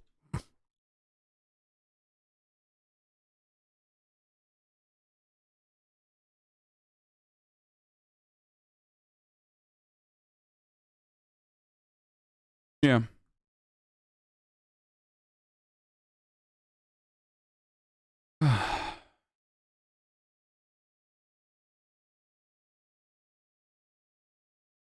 Oh, what the fuck is this?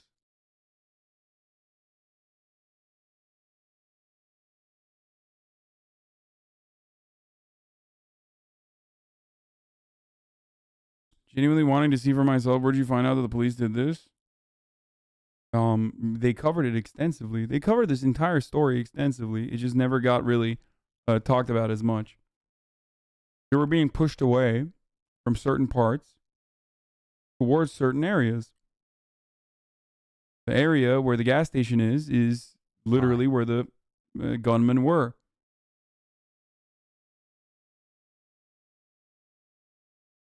Anyway. Becoming what's covered. And so that's how, like, the Gates Foundation, for instance, will work its way into coverage. It'll sponsor research in an area like education. That's one of the things I'm covering now. And its research becomes, it gets into the news that way. But we were supposed to once have, our ears up and be conscious of who was paying for all this research. Where was that information coming from? And people don't really even think about it now. See if you can find that story, Jamie. I'm looking right now. I'm reading an article about someone. Wow, did you know the chief of police? Yeah. The only way that you can reasonably infer something is not by looking at context or doing any reading. You have to literally be there, be the chief of police, or know the chief of police. Last year, actually, I was looking into it. Here, I'll show you. Journalism's Gatekeepers is what it's called. Columbia Journalism CJR. Review. Mm-hmm. Is that a respected publication? No, I mean, look, they've had their issues, but that's the top media criticism outlet, right? Okay, so this is last year. It says a recently examined nearly 20,000 charitable grants the Gates Foundation made through the end of June and found that more than $250 million going towards journalism. Receipts included news operations like the BBC, NBC, Al Jazeera, ProPublica, National Journal, The Guardian, Univision, Medium, The Financial Times, The Atlantic, The Texas Tribune, Gannett, Washington Monthly, Le Monde, is that how you say it? Yeah, Le Monde. And the Center for Investigative Reporting, charitable organizations affiliated with news outlets like BBC Media Action, the New York Times, Neediest Cases Fund, media companies such as The Participant, whose documentary Waiting for Superman supports Gates' agenda on charter schools, journalistic organizations such as the Pulitzer Center on Crisis Reporting, the National Press Foundation, and the International Center for Journalists, and a variety of other groups creating news content or working on journalism, such as the Leo Burnett Company, an ad agency that Gates commissioned to create a news site to promote the success of aid groups. In some cases, recipients say they distributed part of the funding as sub-grants to other journalistic organizations, which makes it difficult to see the full picture of Gates' funding into the Fourth Estate. Yeah, and as a reporter, you may or may not be aware of all the different ways that money will get in, work its way into the business. But unconsciously, it just sort of seeps in. Like, right. And that's how it works. Like, nobody comes and tells you, well, don't cover this. Well, maybe they do now, actually. Or take this approach to covering education.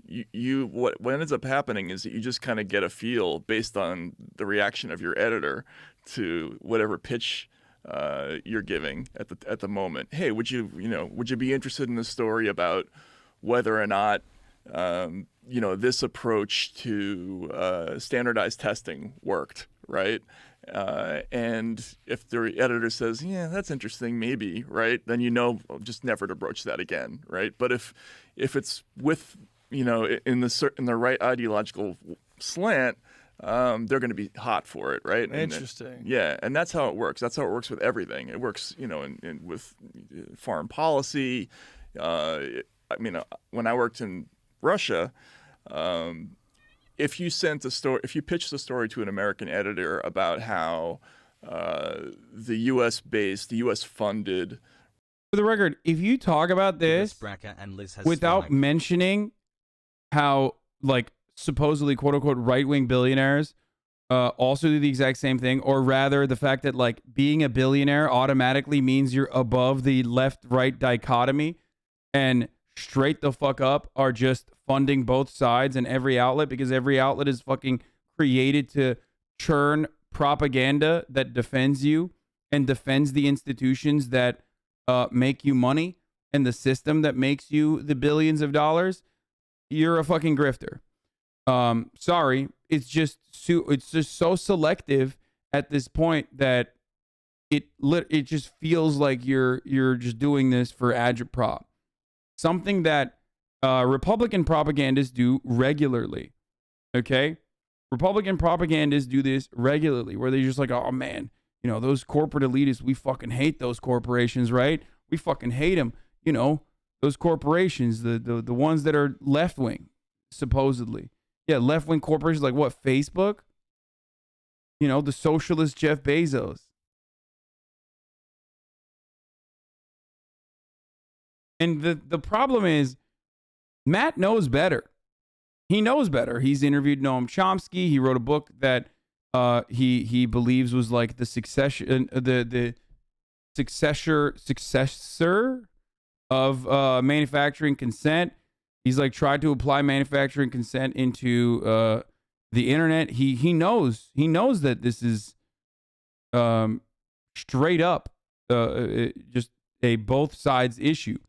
Not even a side. There's only one side.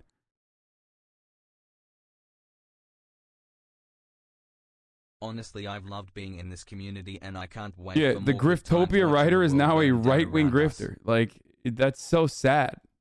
Reform effort was working, and there was a growing middle class in provincial Russia that was prospering, and people were now taking vacations to Ibiza and stuff like that. You could get anybody to buy that story.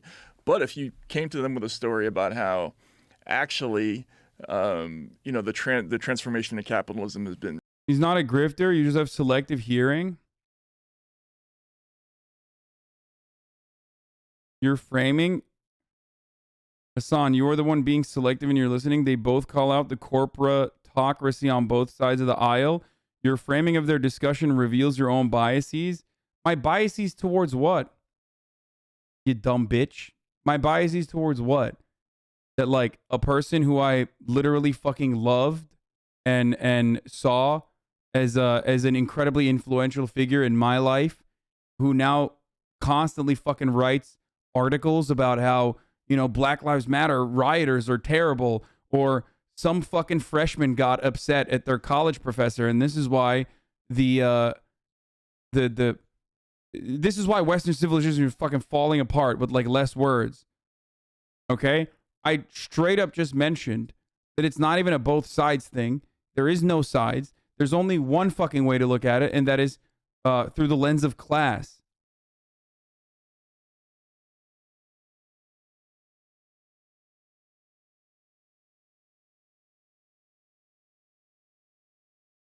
Can't wait to go crazy and turn on you in a month at HasanAbi. Really slow. People have lost their health care. There's an explosion of violent crime and addiction, and people are more and more gravitating towards right-wing politics, you know, in large part because of the rapid changes that they weren't ready for. You could not get that story sold, right? So what ended up happening... You peddle socialist talking points like a hog, totally biased and grossly closed-minded? Are you mad that it works? Like, I don't understand. Yeah, my style or my rhetoric is closer to the fucking common man than some dickhead who has basically lost the fucking plot because he's lost himself in books. It's agitative propaganda. You know?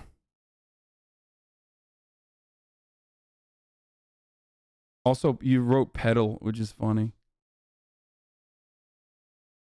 Like, I also pedal fucking top of the hour ads, okay?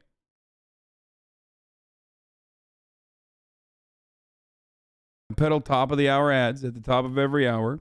And if you no longer want to see those fucking ads, all you need to do is subscribe. You can get a gifty sub, potentially. And by the way, yes, of course I'm biased. Yeah, I admit that I'm biased. Anyone who tells you that they're unbiased or that they are being objective on a fucking matter, that they don't see any side, they're lying to you. They are, of course, biased. Everyone's fucking biased. You're biased, idiot. The difference is I tell you what my biases are. I wear it on my fucking chest. Okay? The ads easy clap. I'm biased towards the top of the hour ad break. And it's coming right now.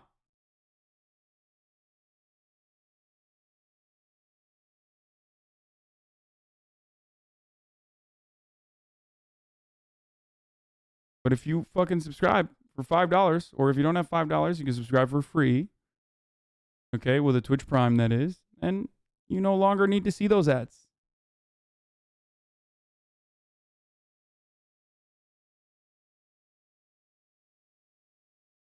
There's a 1 minute ad break now. When I was in Russia, is they kept sending back all these positive reports about what was happening. Expert05, thank you. And Americans got this idea that things in Russia were going great, you know, and the company was really prospering. In fact, you know, I was doing stories when I was there about how money didn't even exist in the villages. Like, the only people who would actually have cash in most remote Russian villages would be pensioners, because they would get it, you know, once a month from the mail system. I went to places where the people actually bought and sold things with moonshine, like the Russian equivalent of moonshine, because that was like a unit of currency. Wow. They were doing subsistence farming. I mean, it was completely fucked, life in rural Russia. But if you picked up the New York Times, what you read is, you know, the emerging middle class was doing great. You know, people have VCRs in Samara and stuff like that. And that's how it works. Like, You get a sense of what they want, you give it to them, and over time you just stop thinking about it. But it's not a healthy way to do it.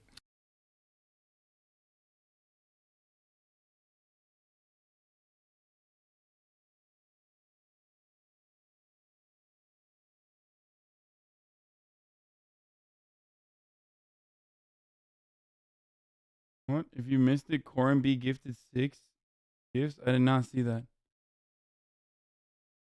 Biden to face Putin. Don't care about that. Russia's troop buildup near Ukraine. Don't care about that. 1 month Jussie left. Smollett testifies. Okay, let's do it. Jussie Smollett. This is the last big news story of the day. Before we have TrueAnon come over. Okay, well, not come over, but I will be talking to them over the internet.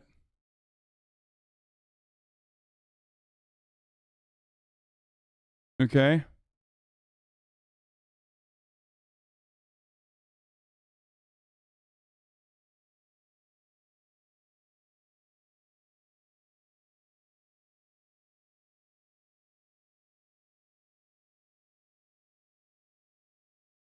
Anyway.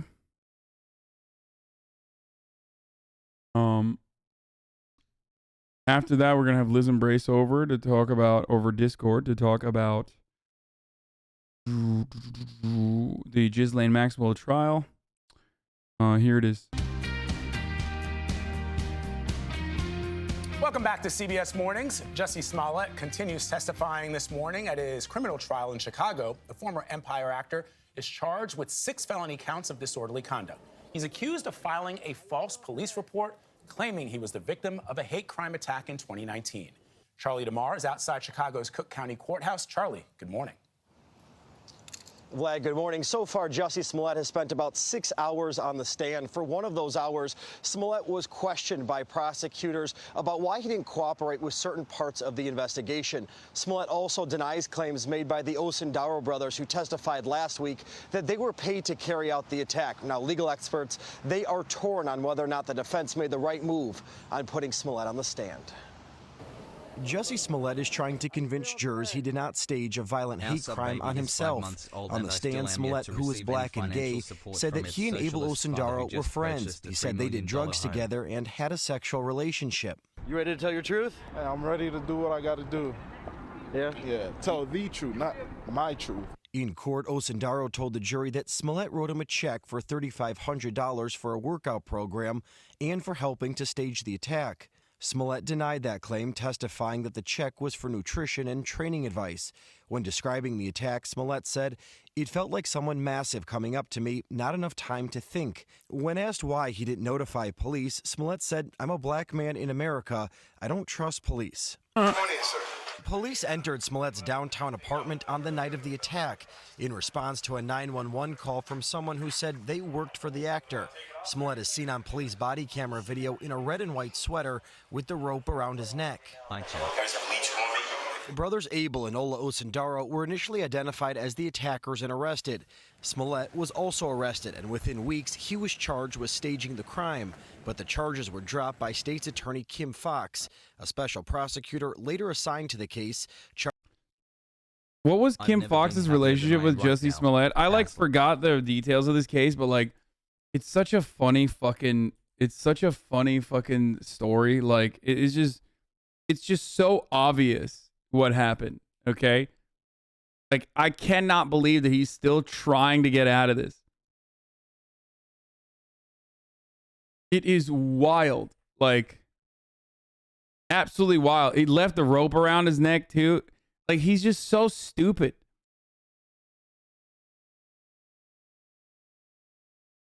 It's so fucking incredibly dumb. Cook County State Attorney Kim Foxx blew yet another chance to begin to put the Jussie Smollett controversy behind her Monday when she issued a defiant, tone-deaf response to the special prosecutor handling the case.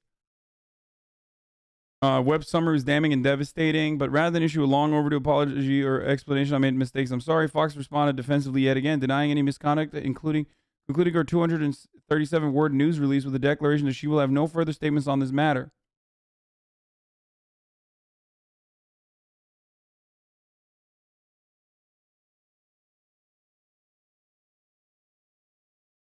There's a spectacular miscalculation.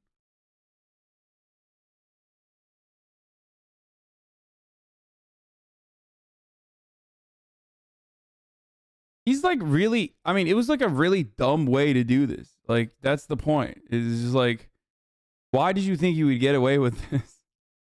Charged Smollett with 6 counts of felony disorderly conduct for staging and lying to police about the attack. Smollett telling the jury there was no hoax. It is a terribly high risk for Jussie Smollett to take the witness stand in his CBS News legal analyst Ricky Kleeman says that Smollett created an unnecessary burden of proof by testifying in his own defense. What happens psychologically is the jury forgets about the prosecution witnesses, and when they go out, what they assess is, do they believe Jussie Smollett or don't they?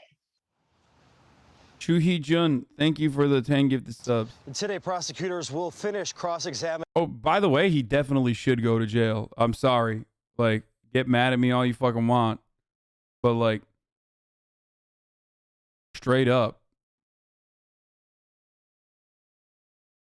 Like, I don't know for how long, but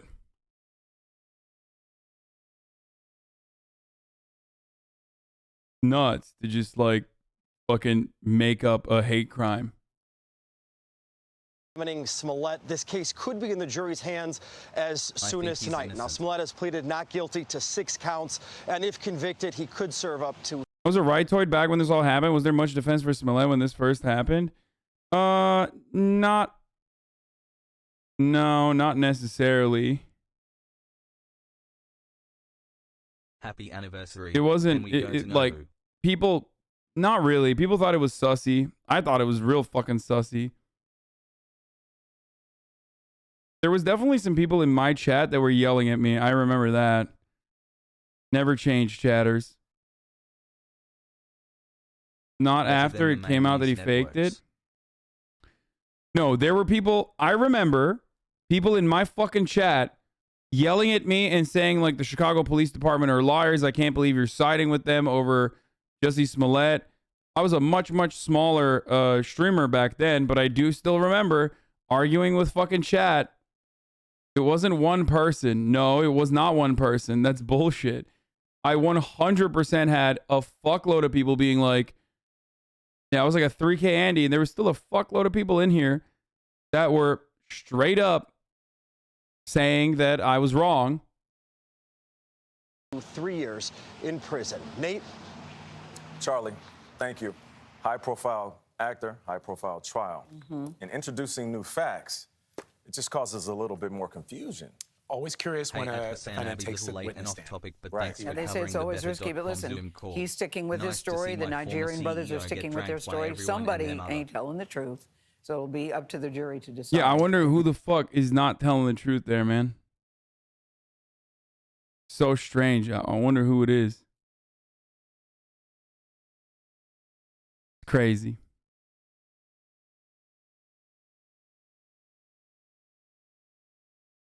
By the way, old chap, when Hasan could read everything, I still can read everything. I just don't read every little thing. Okay, that doesn't mean I don't know or I don't know what the fuck's going on.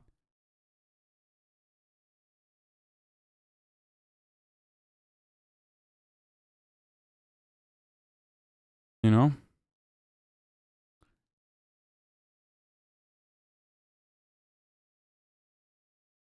Off topic here, but the systems at Amazon are down. Dude, we shit. all got sent home for the day. And yet here you are, Hasan. Working for Amazon. Feels good to finally have one up on you. Cool face. You took mofo. What is going on at Amazon? Is shit popping off?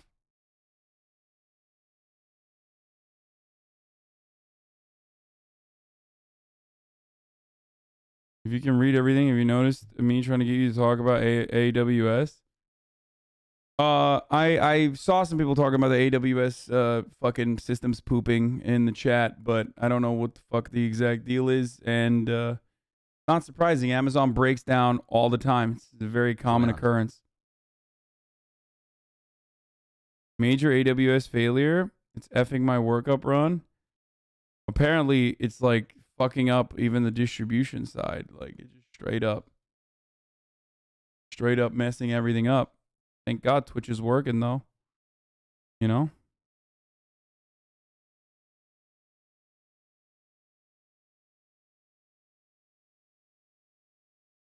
AWS is dog shit and crashed and fucked up during my final. Fucked up my assignments for the day. What is happening? This pig war video, you guys really want me to watch by it? NordVPN. Okay. Click the link below to stay safe online Let's and do get this. a huge Let's watch discount this off a pig 2-year war plan one. with a 30-day money-back guarantee.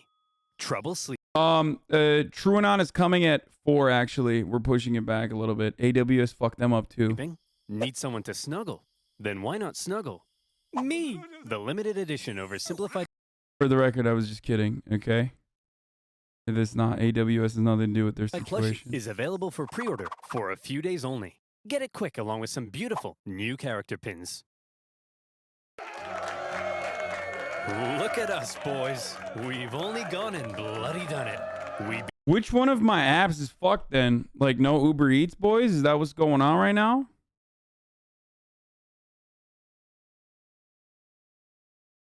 AWS having an outage today was amazing for me today. Literally couldn't do my software engineering job, so I just chilled and watched HasanAbi all day. Fuck yeah, dude. That's what I'm talking about, baby. That's what I'm fucking talking about. You know, just fucking sit back, relax, have some fun. Fuck it. Nintendo servers were jacked too. Amazon Cloud outage hits major websites and streaming apps. Not Twitch, baby. Not fucking Twitch. You know what I'm saying? We're fucking cooking with gas out here. We're good. We're Gucci. Not the flex, but like also kind of to flex, yes.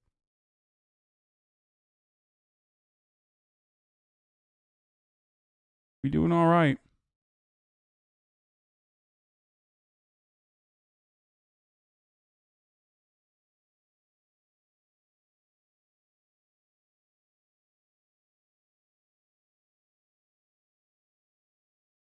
I'm a high-ranking city employee and I watch HasanAbi daily. Hashtag wage cuck. I mean, all the work from homers. I know this is what you do. Straight up.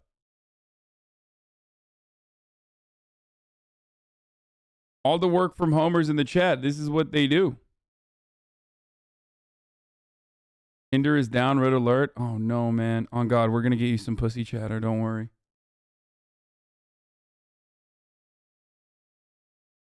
This is what the fucking bitch ass CEO was saying when he was like, "You're stealing company time. Boss makes $1, you make a dime. That's why you watch HasanAbi on the company time, baby." All right.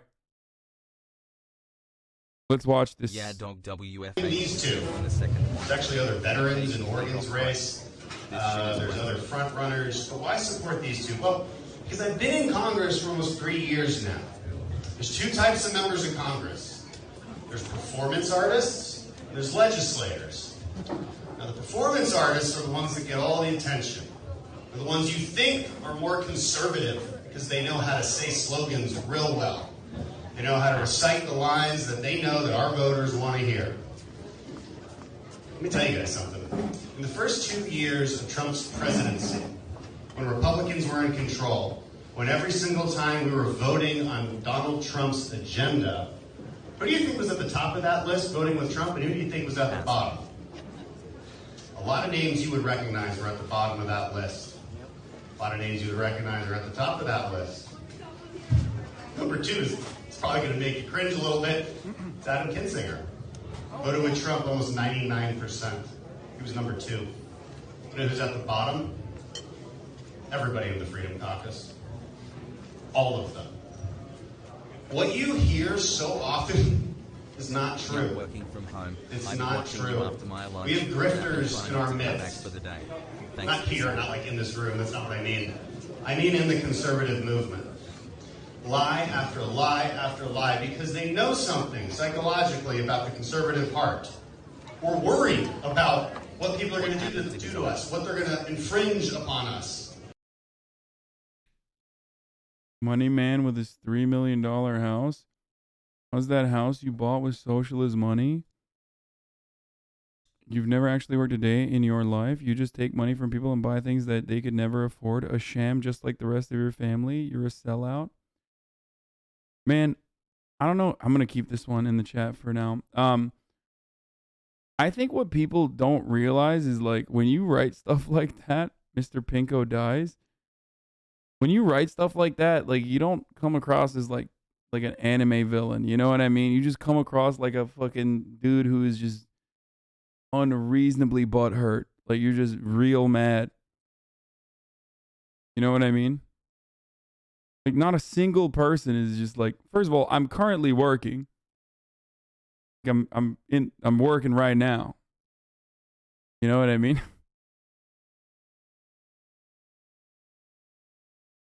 Nice. Top response. No, top is what your mom gave me last night. Oh.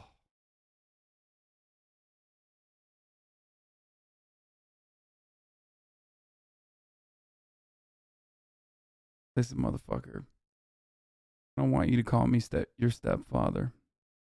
I'm the father that stepped up. $3 million joke. This is such a weird diss. Like, why? Why is that a diss?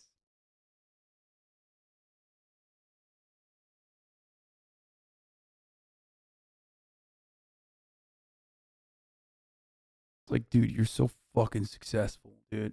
You're successful, dude. It's crazy. Crazy that a lot of people find you entertaining and watch you, and I hate that.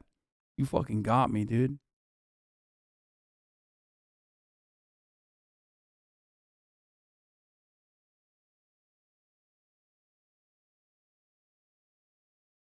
You're fucking rich, dude. Get fucked. Anyway.